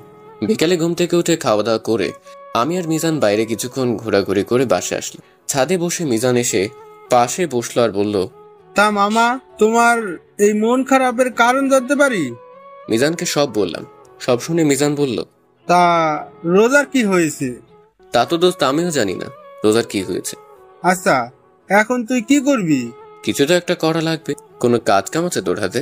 এখন তো নাই, তো খুঁজতে হবে। আচ্ছা, নিচে আয়, খেয়ে ঘুমাতে হবে। তুই যা, আমি আসছি। কিছুক্ষণ পর নিচে আসলাম, খাওয়া দাওয়া করে ঘুমিয়ে পড়লাম। সকালে মিজান আমাকে ঘুম থেকে উঠিয়ে বলল, সোহান, আমি কাজে গেলাম, নাস্তা টেবিলে রেডি আছে, ভাত তরকারি ফ্রিজে আছে, ওভেনে গরম করে খেয়ে নিস। আমি গেলাম। মিজান কাজে চলে গেল। কোনো কাজ কাম নাই, তাই আবার ঘুমিয়ে পড়লাম। এদিকে অপারেশনের পর রোজাকে কেবিনে দেওয়া হলো। রোজার জ্ঞান ফেরার পর আব্বু আম্মু সবাইকে দেখলো, কিন্তু সোহানকে দেখলো না। রোজা মনে মনে ভাবছে হয়তো কেবিনের বাইরে আছে। এভাবে ভাবতে ভাবতে সকাল গড়িয়ে দুপুর গড়িয়ে রাত, সোহানের দেখা নেই। রোজার এমন অস্থিরতা দেখে মা জিজ্ঞাসা করলো, কি হয়েছে, এমন করতেছিস কেন? রোজা সহ্য করতে না পেরে কান্না করে দিল।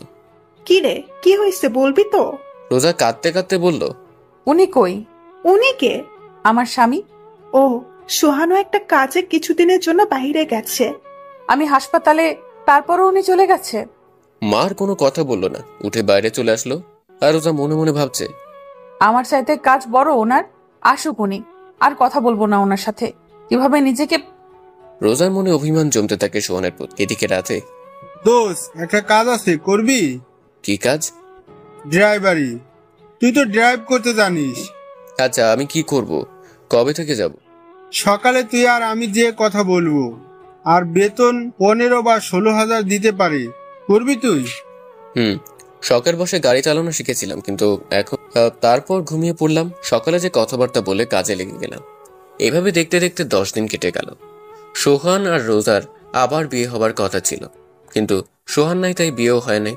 রোজাই 10 দিনে 1000 বারের উপর মা আব্বুকে জিজ্ঞাসা করলো সোহানের কথা, উনি কোথায় আছে, কি করে, কবে আসবে ইত্যাদি। সোহানের আব্বু আম্মু কৌশলে এড়িয়ে যায় রোজার থেকে। রোজা একা একা থাকতে পারছে না, দম বন্ধ হয়ে আসছে রোজার। একটা মুহূর্ত সোহানকে ছাড়া ভাবতে পারে না রোজা। এভাবে দেখতে দেখতে আরো 20 দিন কেটে গেল।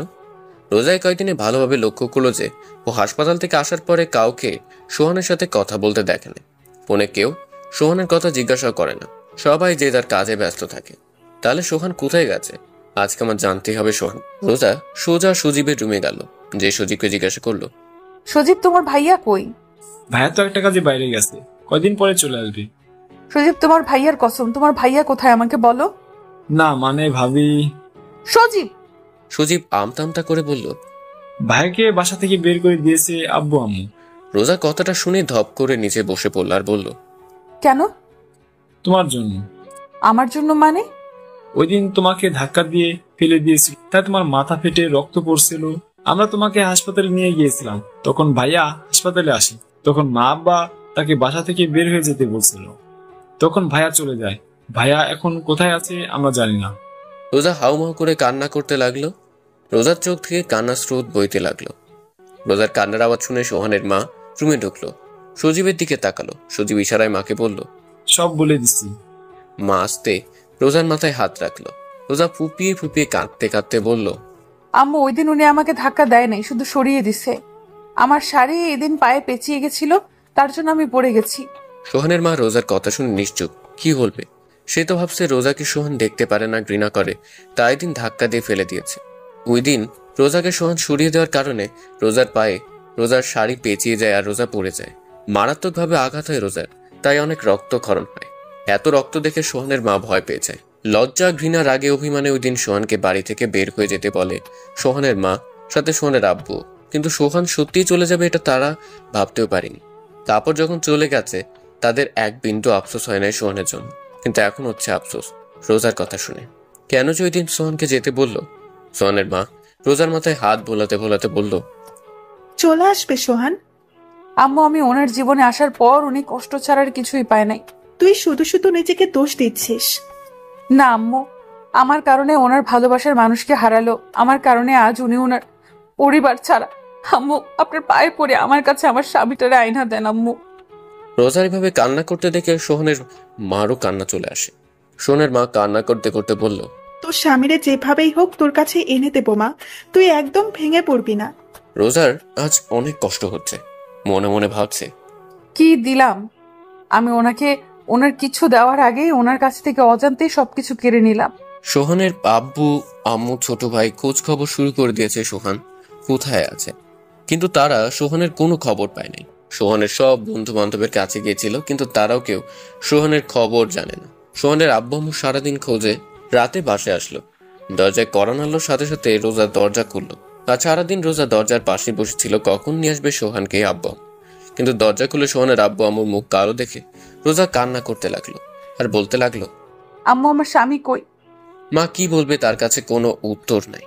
তারপরও কোনো রকম ভাবে রোজাকে বলল, দেখ মা, তুই কোনো চিন্তা করিস না, আমি যেভাবেই হোক তোর স্বামীকে তোর কাছে ফিরিয়ে দেব। রোজা মাকে জড়িয়ে ধরে কান্না করতে লাগলো। আম্মু, আমি এত কষ্ট সইতে পারতেছি না, ওনারে ছাড়া আমার দম বন্ধ হয়ে আসে। মা রোজাকে বলল, একটু ধৈর্য ধর। আর কত আম্মু, এতদিন তোমরা আমারে কেন মিথ্যা বলছো যে উনি কাজে গেছে? তুই অসুস্থ ছিলি, আর আমি জানি তুই সোহানকে ভালোবাসিস। তুই যদি জানতিস সোহান চলে গেছে তাহলে তুই কষ্ট পাবি, ভেঙে পড়বি, তাই বলিনি। কিন্তু আমি তোকে ওয়াদা করতেছি সোহানকে তোর কাছে এনে দেবো যেভাবেই হোক। এদিকে সোহান একটা আলাদা রুম নিয়েছে, এখন একা একা থাকে। মাঝে মাঝে মিজান এসে দেখা করে যায়। আমি সকাল 10টায় কাজে যাই আর বিকেল 4-5টায় বাসায় আসি। এসে রান্না বান্না করে একটু বাইরে ঘোরাঘুরি করি, তারপর খাওয়া দাওয়া করে ঘুম। রিয়ার কথা আমার অনেক মনে পড়ে, রোজার কথাও মনে পড়ে। রাতে ঘুমানোর সময় রোজার সাথে আমার বিয়ে হবার পর ওর এক একটা রাত আমার আলাদাভাবে কাটছে। কোনোদিন রোজার রাগ করে থাকতো, কোনোদিন কান্না করতো, কোনোদিন জড়িয়ে ধরে শুয়ে থাকতো, কোনোদিন আবার অভিমান করতো। আবার কোনো একদিন রাতে অনেক ভালোবাসা দিয়েছিল আমাকে রোজা। জানি না ওই দিন রোজার কি হয়েছিল, বেঁচে আছে না মারা গেছে তাও জানি না। মাঝে মাঝে ফোনটা অন করতে মন চায়, মা আব্বুর সাথে কথা বলতে মন চায় এখনই বাড়ি যাই। কিন্তু যখনই বাড়ি যেতে মন চায় তখনই আব্বুরই কথা মনে পড়ে, আমাদের একটু শান্তিতে থাকতে দেয়। তারা কি বোঝে না তাদের ছেড়ে থাকতে আমার কত কষ্ট হয়, কত খারাপ লাগে। কাউকে কিছু বলতেও পারি না, সইতেও পারি না। এভাবে দেখতে দেখতে আরো 1 মাস কেটে গেল। অনেক খোঁজ করছে সোহানকে, সোহানের আব্বু আম্মু কিন্তু কোথাও সোহানকে পায়নি। রোজা খাওয়া দাওয়া ধরতে গেলে ছেড়ে দিয়েছে, 1 বেলা খায় তো 2 বেলা খায় না, তাও সোহানের মার জোরাজুরিতে খায়। ঠিক মতো ঘুমই আসে না, ওর কাঁদতে কাঁদতে রাত পার করে। চোখের নিচে দেখে মনে হয় কেউ পাতিল থেকে কালি নিয়ে লাগিয়ে দিয়েছে চোখের নিচে। রোজার এমন অবস্থা সইতে না পেরে সোহানের মা শাড়ির আঁচলের আড়ালে মুখ চেপে বোবা কান্না করে। রোজা না খেতে অজ্ঞান হয়ে পড়ে। ডাক্তার ডাকার পর ডাক্তার চেক আপ করার পর সোহানের মাকে বলে, মিষ্টি খাওয়ান। মানে আপনি দাদি হতে চলছেন। মা আব্বু এই কথা শুনে খুশিতে কান্না করে দিল। রোজার জ্ঞান ফেরার পর রোজার জন্য খাবার আনলো, বা মাখতে মাখতে মা বলল, এখন থেকে আর না খেয়ে থাকবি না, কারণ এখন আর তুই একা না, বুঝলি? মানে? আর আমি এখন ভাত খাবো না। চুপচাপ খা, না খাইলে আমার দাদু ভাই কষ্ট পাবে। দাদু ভাই মানে? আরে পাগল, তোর গর্ভে তোর স্বামীর সন্তান। রোজার পেটের উপর হাত দিয়ে অবাক চোখে সোহানের মার দিকে চেয়ে আছে। সোহানের মা ইশারায় মাথা নাড়িয়ে রোজাকে হ্যাঁ বলল। রোজা ডুকরে কেঁদে উঠল। সোহানের মা বাম হাত দিয়ে রোজাকে জড়িয়ে ধরে বলল, এখন থেকে আর তুই নিজেকে নিজে কষ্ট দিবি না, এখন তোর ভেতর কিন্তু ছোট্ট সোহান বড় হচ্ছে। রোজা অনবরত কান্না করছে। আস্তে আস্তে রোজাকে ভাত খাওয়ানোর পর রোজাকে শুয়ে দিয়ে সোহানের মা চলে আসলো। রোজা বিছানায় শুয়ে শুয়ে একা একা বলছে, কোথায় আপনি? আমার কথা কি আপনার মনে পড়ে না? আমি কি করছি? আমাকে এভাবে কেন কষ্ট দেন? আমারও নিয়ে যাইতেন আপনার সাথে। আমার ভালো লাগে না আপনারে ছাড়া। আপনি কেন বোঝেন না? পাগলের মতো একা একা কথা বলতে থাকে রোজা। এভাবে দেখতে দেখতে আরো 1 মাস চলে গেল। রোজা এখন নিজেকে একটু শক্ত করেছে, কারণ তার স্বামীর সন্তান তার গর্বে। বিয়ের পর সোহানকে কিছুই দিতে পারে নাই রোজা, তাই সোহানকে যেদিন আসবে সেদিন সোহানকে সোহানের সন্তান দেবে। সোহানের মা সারাদিন রোজার আশেপাশে থাকে, রোজাকে কোনো কাজ করতে দেয় না। রোজার কখন কি প্রয়োজন রোজার বলার আগেই এনে দেয়, কিন্তু সোহানকে এনে দিতে পারল না। সোহানের মা অনেক কবিরাজের কাছে গেছে সোহানকে ফিরিয়ে আনানোর জন্য। কবিরাজরা তাবিজ টুবিজ দিছে, কিন্তু তাতে কোনো কাজ হয় নাই। রিয়ার আম্মু কিভাবে সোহানের বিয়েটা হয়েছে সেটা জানার পর রোজাকে দেখতে আসছিল। উনি ওনার ভুলটা বুঝতে পারে যে এই বিয়েতে সোহানের কোনো মত ছিল না, শুধু সোহানের আব্বু আম্মুর জন্য দয়া করে বিয়েটা করেছে। রোজা এতিম জেনে রোজাকে রিয়ার স্থান দেয় রিয়ার মা। রোজাকে মেয়ে হিসেবে মেনে নেয় রিয়ার মা। রিয়ার মা সোহানের আম্মুকে বলে সোহান যেদিন আসবে তার পরের দিনই রোজাকে আমাদের বাড়ি থেকে অনুষ্ঠান করে উঠিয়ে দেবে সোহানের ঘরে। একটু হলেও শান্তি বিরাজ করছিল সোহানের ঘরে, কিন্তু এদিকে সোহান কাজে যায়, খায় দায়, ঘুমায়। এখন রিহার চাইতে রোজাকে বেশি মনে পড়ে। কেন জানি না মন চায় রোজার কাছে যেতে। মাঝে মধ্যে মনে হয় রোজাকে আমাকে ডাকছে। কি মনে করে আজ ফোনটা অন করলাম, হাজার হাজার SMS মিসড কল। মা, আব্বু, সজীব, ইবন আরো কিছু বন্ধুদের মিসড কল আসছে। খুব বেশি অবাক হলাম রিয়ার মার মিসড কল দেখে। ফোনটা হাতে নিয়ে এসব SMS গুলো দেখছিলাম। এরই মধ্যে সজীবের ফোন। ফোনটার দিকে এক ধ্যানে তাকিয়ে আছে। দেখতে দেখতে ফোনটা কেটে গেল, ধ্যানটাও ভেঙে গেল। আবার ফোন সজীবের, রিসিভ করলাম। হ্যালো ভাইয়া, তুমি কোথায়? আমি নিশ্চুপ, কোনো কথা বলছি না। সজীব হ্যালো হ্যালো বলেই যাচ্ছে। মা, ভাবি, ও ভাবি। কি হয়েছে? ফোনের ওপাশ থেকে এই কথাগুলো শুনে ফোনটা কেটে দিলাম। কেন জানি না মার কণ্ঠস্বরটা শুনে মনটাই কিরকম একটা শান্তি লাগছে। ফোনটা অফ করে ঘুমিয়ে পড়লাম। এদিকে সোহানের ফোন অন পেয়ে সজীব অনেক খুশি হয়, কিন্তু সজীবের খুশি মাটি চাপা পড়ে যায় সোহান ফোন কেটে দেওয়াতে।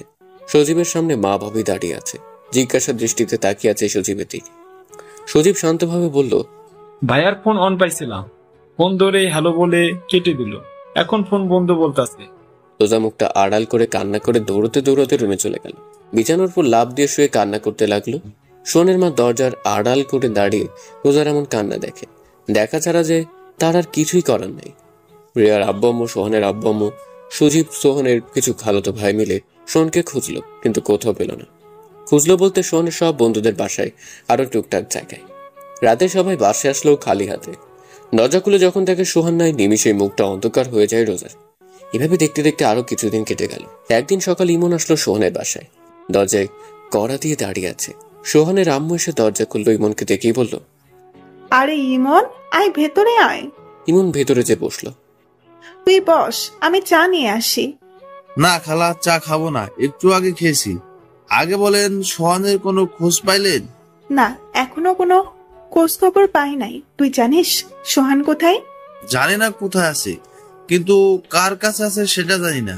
ইমনের কথা শুনে মার চোখ ভিজে উঠলো। বেজা বেজা চোখে ইমনকে জিজ্ঞেস করলো, কার কাছে আছে আমার সোহান? খালা, মিজান থাকতো না আপনাদের পাশের বাসায়? আমার মনে হয় সোহান ওর কাছে আছে।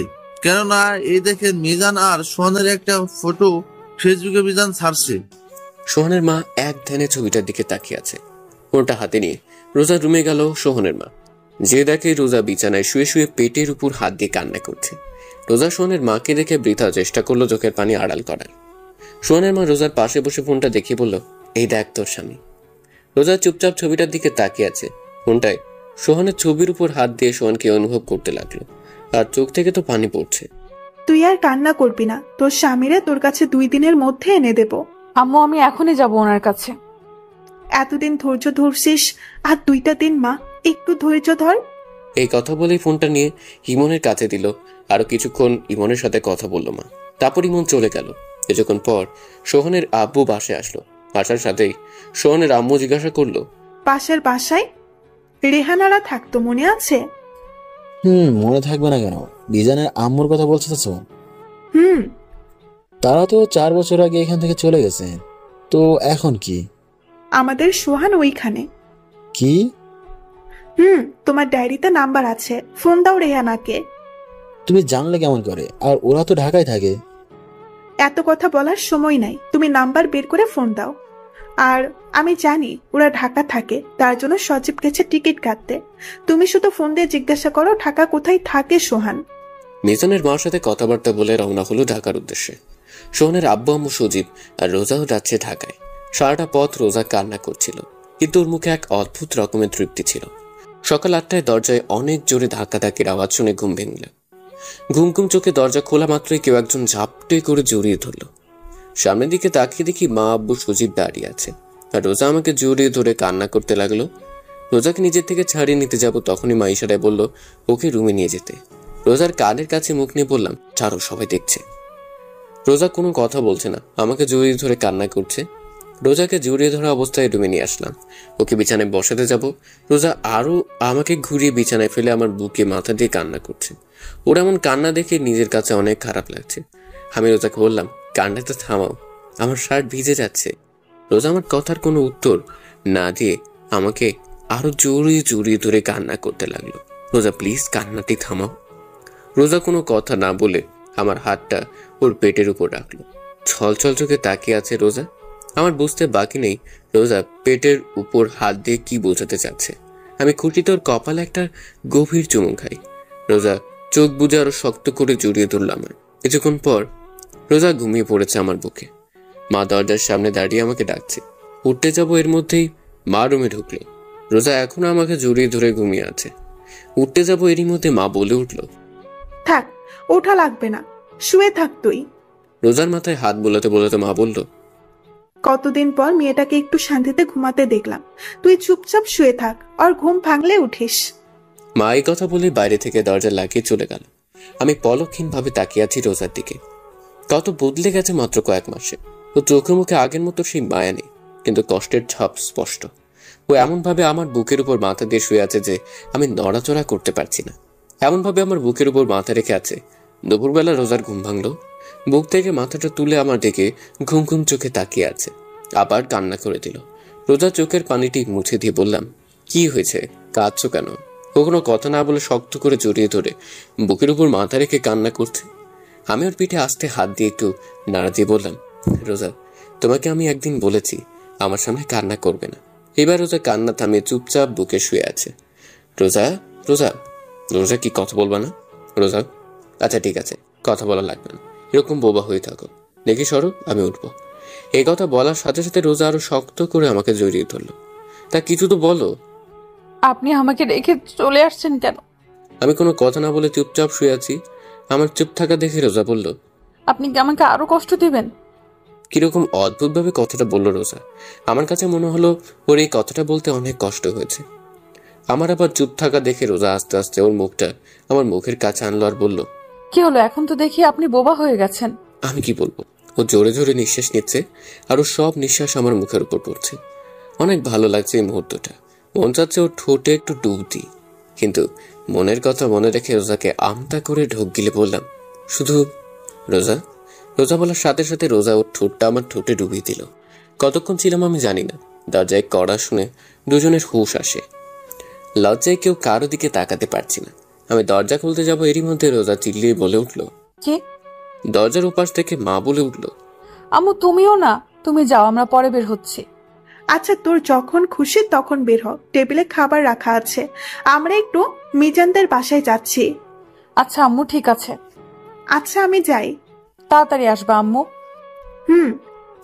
মা আব্বু চলে গেল। আমি রোজারকে বললাম, মার সাথে কিভাবে কথা বলে? আমি বলি, আমার মা, আমি যেমন কথা বলি তাতে আপনার কি? এই কথা বলে রোজা আবার ওর ঠোঁট আমার ঠোঁটের কাছে আনতে লাগলো। আমি বললাম, রোজা না, একদম না। আবার ডুবিয়ে দিল রোজা রোজার ঠোঁট আমার ঠোঁটের উপর। কিছুক্ষণ পর নিজেকে রোজার কাছ থেকে ছাড়িয়ে নিয়ে বললাম, যাও হাত মুখ ধুয়ে আসো, ভাত খাবো। না, আমার খিদা নাই, আমি অন্য কিছু খাবো। আমার ঠোঁট দেখিয়ে বললো কথাটা। আমি একটু রাগি লোক নিয়ে বললাম, এতক্ষণ খাইছো, মন ভরে নাই? ও একটু কান্না করে দিয়ে বলল, আপনি খালি রাগ দেখান আমার উপর। আচ্ছা আচ্ছা, আর রাগ দেখাবো না, এইবার তো কান্না থামো। আগে আমার এখানে এখানে এখানে চুমু দেবেন, তাহলে কান্না থামাবো। একটু বেশি হয়ে যাচ্ছে না? এইবার রাগি লোক নিয়ে বলল, দেখেন, দেবেন না তাই তো? আপনি আর কি দিচ্ছেন আমাকে কষ্ট ছাড়া? আচ্ছা আচ্ছা দিচ্ছি বলে ওর দিকে আসতে লাগলাম। ও চোখ বন্ধ করে আছে, চোখটা হালকা ভেজা ভেজা, যেন ঘন ঘন ঢোক তুলছে, চোখের নিচে কালো দাগ পড়ে আছে। তো কি হয়েছে? ওকে এখন অনেক সুন্দর লাগছে। আমি একদম ওর কাছে গিয়ে দাঁড়িয়ে আস্তে করে বললাম, দেওয়া কি লাগবেই? রোজা কোনো কথা না বলে চোখ বন্ধ থাকা অবস্থায় মাথা নাড়িয়ে হ্যাঁ বলল। আমি প্রথমে কপালে, তারপর ঠোঁটে, তারপর গলায় একটা একটা করে চুমু দিলাম। গলায় চুমু দেওয়ার সাথে সাথে রোজা আমাকে ঝাপটে ধরলো। অনেকক্ষণ পর ছাড়লো আমাকে। যাও হাত মুখ ধুয়ে আসো, ভাত খাবো এখন। রোজা ফ্রেশ হয়ে আসলো, তারপর আমি একটু ফ্রেশ হলাম। দুজনে একসাথে খাবার টেবিলে বসলাম। আমি খেতে শুরু করলাম, কিন্তু রোজা না খেয়ে আঙ্গুল দিয়ে ভাত নাড়াচাড়া করছে। তাই আমি বললাম, খাও। রোজা কোনো কথা বলছে না। আমি আবার বললাম, কি হলো, খাও। এবার রোজা আমতা আমতা করে বলল, কেউ যদি খাওয়ায় দেয় তাহলে খাবো, আর নইলে খাবো না। এই যে ঢং না করে চুপচাপ খাও। রোজা কোনো কথা না বলে খাবার টেবিল থেকে উঠে রুমে চলে গেল। আমি এখন আর কি করব? একটা প্লেটে ভাত তরকারি নিয়ে রুমে আসলাম। রুমে এসে দেখি রোজা বিছানায় শুয়ে শুয়ে কান্না করছে। আমি ওর ঘাড়ে হাত দিয়ে ডাক দিলাম, রোজা, রোজা, এই নাও খাও। না খাইলে তো শরীর খারাপ করবে তোমার। আমি না খেলে আপনার কিছু যায় আসে? আর আমার শরীর খারাপ হলে আপনার? তোমার শরীর খারাপ হলে আমার কিছু যায় আসে না, কিন্তু আমার সন্তান তোমার গর্বে। তোমার শরীর খারাপ হলে আমার সন্তানেরও সমস্যা হবে। নাও হা করো। এখনো মুখ ফুলিয়ে অন্যদিকে ফিরে বসে আছে রোজা। ওর শরীর আর চেহারা দেখে অনেক কষ্ট হচ্ছে। মাত্র কয়েক মাসে কি অবস্থা করেছে নিজের, আর কয়েক মাস ওর থেকে দূরে থাকলে হয়তো মরেই যেত। গাল ফুলিয়ে বসে থাকতে দেখতে আমার একদমই ভালো লাগে না। রোজাকে আবার বলতে লাগলাম, রোজা, তোমার জন্য আমার মনে একটু হলেও জায়গা আছে, কিন্তু কতখানি জায়গা হয়েছে তা আমি জানি না, কারণ আমি এখনো রিয়াকে ফিল করি, অনুভব করি। এবার রোজা আমার দিকে ফিরল আর বলল, আপনার মনে আমার জন্য যতটুকু জায়গা হয়েছে তাতেই আমার হবে, আর বাকিটুকু জায়গায় আপনি রিয়া আপুকে রাখবেন। আর ভুলেও যদি অন্য কোনো মেয়ে আমার আর রিয়া আপুর জায়গায় আসে তাহলে কিন্তু আপনার। তাহলে কি আমার? আগে আসুক না কেউ, তারপর। তা শুনি, আসলে কি করবা? আপনারে কেন বলবো? আচ্ছা বলা লাগবে না, নাও হা করো। আগে আপনি ভালোভাবে বসেন। এভাবে তো ঠিক আছে। আরে বসতে বসতে বসেন। তারপর সোজাভাবে বসলাম। বসার সাথে সাথে রোজা আমার কোলের উপর বসলো। বসে ওর হাতের উপর ভাতের প্লেটটা রেখে বলল, এবার খাওয়ায় দেন। আমি ওর কাণ্ড দেখে অবাক। আমি রোজাকে ভাত খাওয়াতে লাগলাম। ও ভাত খাচ্ছে আর আমার দিকে চেয়ে আছে। চোখ থেকে টুপটুপ করে পানি পড়ছে, কোনো কথা বলছে না। ওর চোখ অনেক কথা বলে, ওর মনে অনেক কষ্ট, সেটা ব্যাখ্যা করে। মাঝে মাঝে ওর চোখের দিকে তাকাতে ভয় করে, নিজেকে অপরাধী মনে হয়। না জানি ওর উপর অনেক অপরাধ করেছি। ওর সাথে খাওয়ার শেষে রোজাকে বললাম, তুমি একটু রেস্ট নাও, আমি বাইরে থেকে আসছি। বলার সাথে সাথে রোজা আমার হাতটা ওর পেটের উপর রাখলো। আমি অবাক চোখে ওর দিকে তাকিয়ে আছি। ও চোখ বুজে আছে, জোরে জোরে নিঃশ্বাস নিচ্ছে। কিছু বলবে হয়তো, কিন্তু সাহস পাচ্ছে না। ওর নীরবতা দেখে আমি বললাম, কিছু বলবা? রোজা মাথা নাড়িয়ে হ্যাঁ বলল। আমি ওকে একটু সময় দিয়ে বললাম, আচ্ছা বলো কি বলবা। আমার যে হাতটা রোজার পেটের উপর ছিল, ওই হাতটা আর একটু জোরে চেপে ধরলো পেটের উপর আর বলল, আপনার সন্তানের কসম কেটে বলেন আপনি আর আমাকে রেখে কোথাও যাবেন না। আমি চুপচাপ ওর দিকে চেয়ে আছি, আর ও করুণ চোখে আমার দিকে চেয়ে আছে। কি হলো বলুন? আমি ওর দিক চেয়েই আছি। আমার কাছ থেকে কোনো উত্তর না পেয়ে আমার হাতটা ছেড়ে দিয়ে বিছানায় শুয়ে কান্না করছে। আমি ওর পাশে বসে আছি, ও শুয়ে অন্যদিক ফিরে কান্না করছে। আমি ভাবছি রোজাকে এখন কি বলবো। রোজা আমার কাছে থাকলে রিয়ার কথা মনে পড়ে যায়, যে এখানে রিয়ার থাকার কথা ছিল। রোজা এসে ভাগ বসিয়েছে। আবার রোজা আমার কাছ থেকে দূরে থাকলে রোজাকে কাছে পেতে মন চায়। আমি আস্তে করে রোজার পিঠে হাত দিয়ে ডাক দিলাম, রোজা, রোজা দেখি এদিকে ফেরো। রোজা তারপরও চুপ করে আছে। ওকে একটু জোরে করে আমার দিকে ফিরিয়ে ওর পেটে হাত দিয়ে বললাম, যদি তুমি ধরে রাখতে পারো তাহলে আজীবন তোমার সাথে থাকবো। রোজা ছল ছল চোখে আমার দিকে চেয়ে আছে। আমি বললাম, কি হলো, পারবা তো? পারবো মানে? ইনশাল্লাহ পারবো। পারলি ভালো। রোজা শুয়ে অবস্থায় ওর হাত দুটি মেলে আমাকে ওর কাছে ডাকছে। ও ডাকে সাড়া না দিয়ে কোনো উপায় নেই। আস্তে করে জড়িয়ে ধরলাম। ও আমার ঘাড়ে মুখ বুঝে কান্না করছে। আমি ওর কানের কাছে আমার মুখটা নিয়ে বললাম, এত পানি তোমার চোখে কোথা থেকে আসে? ও আমার কানের কাছে মুখ নিয়ে আস্তে আস্তে করে বলল, কোথা থেকে আসে জানি না, কিন্তু আমার চোখে পানি আপনার জন্য আসে। মানে? মানে আবার কি, ভালোবাসি তাই। আপনার একটুখানি অবহেলা আমাকে অনেক কষ্ট দেয়। আমার মুখের ভাষা মনে হয় রোজা কেড়ে নিয়েছে। কি বলবো, আমি কি বলা উচিত এখন আমার জানা নেই। একটা কথা বলবো? বলো। রাগ করবেন না তো? আরে বলো তো। আপনি শুধু রাগ করেন কেন? আমি ওকে ছেড়ে দিয়ে বসে নরম সুরে বললাম, কি বলবা বলো। রোজা উঠে আমার পাশে বসে ওর 2 হাত আমার গলায় রেখে আহ্লাদে সুরে বলল, ওই দিন কিভাবে অধিকার আদায় করছি মনে আছে? আমি আমতা আমতা করে বললাম, কোন দিন? বলার সাথে সাথে রোজা আমাকে ধাক্কা দিয়ে বিছানায় ফেলে আমার উপর উঠে বসে বলল, এবার মনে পড়ছে কোন দিন? আমি আবার বললাম, কোন দিন? এইবারও আমার শার্টের বোতাম খুলে আরেকটা হাত দিয়ে বলল, এখনো মনে পড়ে নাই? পড়ছে মনে পড়ছে। তাহলে এতক্ষণ ঢং করলেন কেন? না মানে। তাহলে শুরু হয়ে যাক। কি মানে? বলেই মুখে কিস করতে লাগলো। এরই মধ্যে দরজা খোলার শব্দ শুনলাম। মনে হয় মা আব্বু এসেছে। এদিকে রোজা পাগল হয়ে গেছে। রোজাকে বললাম, মা এসেছে, সরো। রোজা কোনো কথা না বলে ওর কাজ করছে। রোজাকে এক প্রকার জোর করে নিজের থেকে ওকে ছাড়িয়ে বাইরে আসলাম। বাইরে আসার সাথে সাথে মা ঘরের ভিতর ঢুকছিল। আমারে বের হতে দেখেই মা বলল, রোজা কই? আমি বললাম, আজ তো সেই সকালে আমাকে একবারও জিজ্ঞাসা করেছো আমি কেমন আছি। তুই কেমন আছিস আমার জানা লাগবে না। আমার নাতের মা কেমন আছে কেমন থাকবে সেটা জানলেই চলবে আমার। দেখিস স্যার, আমার রোজা কোথায়? রুমে আছে। রুমে যেতে যেতে বললো, রাত 8টার বাসে খুলনা যাব, রেডি থাকিস, মিজান টিকিট কাটতে গেছে। তারপর আব্বুর সাথে টুকটাক কথা বললাম। আব্বু একটু ইমোশনাল হয়ে বলল, তখন রাগের মাথায় ওইসব বলেছি, আরো অনেক কথা ইত্যাদি। তারপর ছোট ভাই সজীব, সেও সেম একটু ইমোশনাল হয়ে কথা বলল, একটু কান্নাও করলো। কিন্তু আমার মা, সে তো রোজার ভক্ত, আমি তার ছেলে, সে তো ভুলেই গেছে। রাতে মিজানের কাছ থেকে বিদায় নিয়ে খুলনায় রওনা দিলাম। আমার আর রোজাকে পিছনের সিট দেওয়া হলো। মা আব্বু আমাদের দিকে 4-5 সিট আগে, তার আগে সজীব রোজা জানার পাশে সিটটায় বসে। গাড়ি চলছে তার আপন গতিতে। রোজার 2 হাত দিয়ে আমার 1 হাত জড়িয়ে ধরে আছে। রোজার মাথাটা আমার ঘাড়ের উপর। জানালা থেকে বাতাস ঢুকছে, আর সেই বাতাসে রোজার কিছু চুল আমার মুখের উপর পড়ছে। অনেক ভালো লাগছে আমার। রোজার চুলে এক অদ্ভুত রকমের ঘ্রাণ আছে, কিরকম একটা মাতাল করা ঘ্রাণ।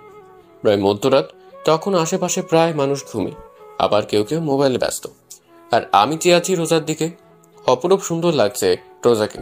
কোন সময় চাঁদের আলো পড়েছে, আবার কোন সময় সোডিয়ামের আলো পড়ছে রোজার মুখের উপর, যার সৌন্দর্যকে আরো বাড়িয়ে দিয়েছে। অনেক ভালো লাগছে এই সময়টা। এভাবে সারাটা পথ রোজার দিকে চেয়েছিলাম। বাসায় এসে আমি অবাক, কারণ বাসায় মেহমানে ভরা। মনে হয় কোনো আয়োজন হবে। রুমে আসলাম, কতদিন পর আমার নিজের রুমে আসলাম। বিছানায় গাটা এলিয়ে দিলাম। বাসা আসার পর রোজাকে আর দেখতে পাই নাই।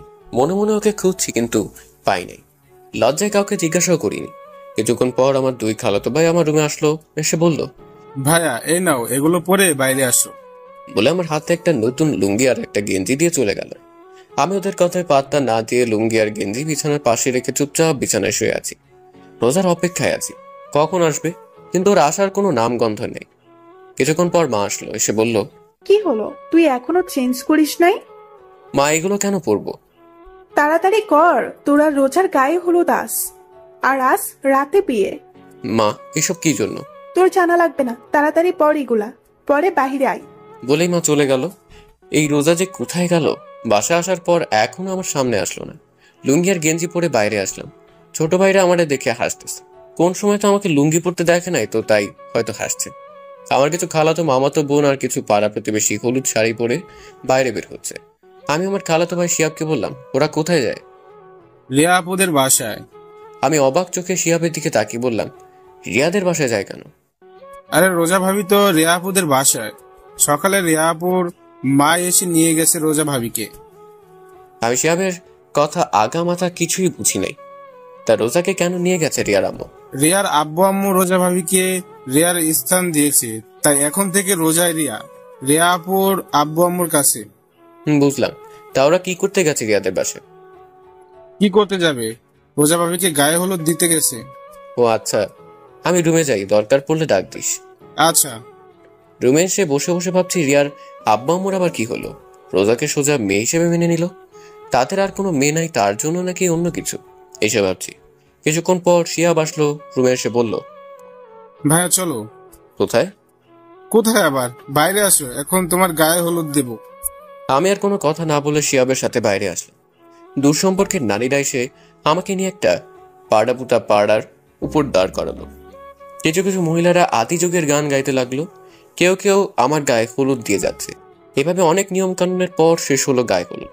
আমাকে ভালো মতো গোসল করিয়ে ঘরে নিয়ে আসলো। সন্ধ্যেবেলা একটা শেরওয়ানি পরে কিছু লোকদের সাথে রিয়াদের বাসায় গেলাম। অনেক সুন্দর করে সাজানো হয়েছে রিয়াদের বাড়ি। পুরো বাড়ি লাল নীল ছোট ছোট লাইটে ভরপুর। রিয়াদের বাড়ির ভেতর ঢুকলাম, বুকটা ধকধক করছে। বাড়িতে ঢোকার সাথে সাথে রিয়ার ছোট ভাই দৌড়ে এসে আমাকে জড়িয়ে ধরলো। আমি ওকে জড়িয়ে ধরে বললাম, কি হয়েছে? ও কোনো কথা না বলে আমার হাত ধরে বরের বসার জায়গায় বসলো। রিয়ার আব্বু আম্মু আমার আশেপাশেই ছিল, কিন্তু কোনো কথা বলে নাই আমার সাথে এখনো। ধীরে ধীরে বিয়ের কাজ শেষ হলো। রিয়ার আব্বু আম্মু এখন আমার পাশে বসা। রিয়ার মা আমার মাকে ফোন দিয়ে বললো তাদের বাড়ি আসতে। রিয়ার আম্মু আমার পাশে বসে আছে, কিছু বলবে হয়তো, কিন্তু বলতে পারছে না। ওনার এরকম অবস্থা দেখে আমি জিজ্ঞাসা করলাম, খালা কেমন আছেন? কোনো কথা বলছে না, শাড়ির আঁচলটা মুখে দিয়ে অন্যদিকে ফিরে আছে। আমি আবার বলবা, মা কেমন আছেন? রিয়ার আম্মু আমার দিকে ছল ছল চোখে তাকিয়ে আছে। আমার সামনে দাঁড়িয়ে তার হাত দিয়ে আমার গাল ধরে বলল, আমাদের ক্ষমা করে দিস বাবা। আপনি এগুলো কি বলছেন? ওই দিন রিয়াকে তোরে দেখতে দেই নাই। আরে থামো, কি এসব কি কথা বলছো? না মানে। ওনার কথা বলা শেষ হবার আগে আমার মা আসলো। এসে রিয়ার আম্মুকে বলল, কিসের জন্য ডাকলি? চল নতুন বউবরকে একসাথে ঘরে তুলে দেই। চল, এতে আবার আমাদের টাকা লাগে। কিছুক্ষণ পর রিয়ার আম্মু আমার হাত ধরে নিয়ে রিয়ার রুমে যেতে থাকলো। পিছে তাকিয়ে দেখি রোজাকে মা আমার পেছনে পেছনে নিয়ে আসছে। রিয়ার রুমে আসলাম। রুমে ঢোকার সাথে সাথে এক অদ্ভুত অনুভূতি হলো। মনে হলো আমার পুরো শরীরের ভিতর কিরকম জানি ঠান্ডা বাতাস বয়ে গেল। রিয়ার আম্মু আমাকে খাটে বসালো। রোজাকে আমার পাশে বসানো হয়েছে। আজ আবার রোজা বধূর সাজে সেজেছে।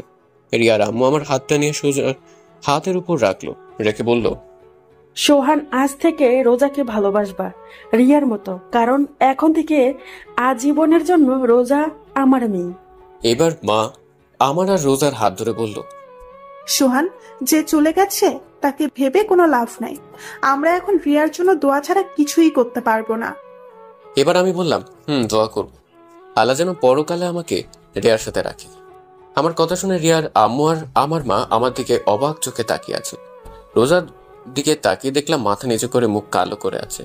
রোজার মুখ কালো দেখে রিয়ার আম্মু রোজার থুতনি ধরে রোজাকে বলল, ও ওর ভালোবাসার মানুষকে চাইছে আল্লাহর কাছে, তুইও আল্লাহর কাছে তোর স্বামীরে চাইবি। রোজা শুধু মাথা নাড়ে ঠিক আছে বলল। আরো অনেক কথা বলে রিয়ার মা আর আমার মা আমাকে আর রোজাকে রেখে বাইরে থেকে দরজা আটকে চলে গেল।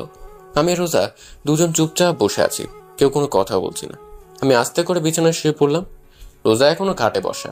অনেকক্ষণ হয়ে গেল রোজা এখনো চুপচাপ বসে আছে। আমি রোজাকে বললাম, কি হলো, ঘুমাবো না? চুপচাপ আমার দিকে চেয়ে আছে। আমি আমার দু হাত মেলে বললাম, কি হলো, আসো। আমার দু হাত মেলা দেখে রোজা আমার বুকের উপর ঝাঁপিয়ে পড়লো। চুপচাপ বুকের উপর শুয়ে আছে, কোনো কথা বলছেন।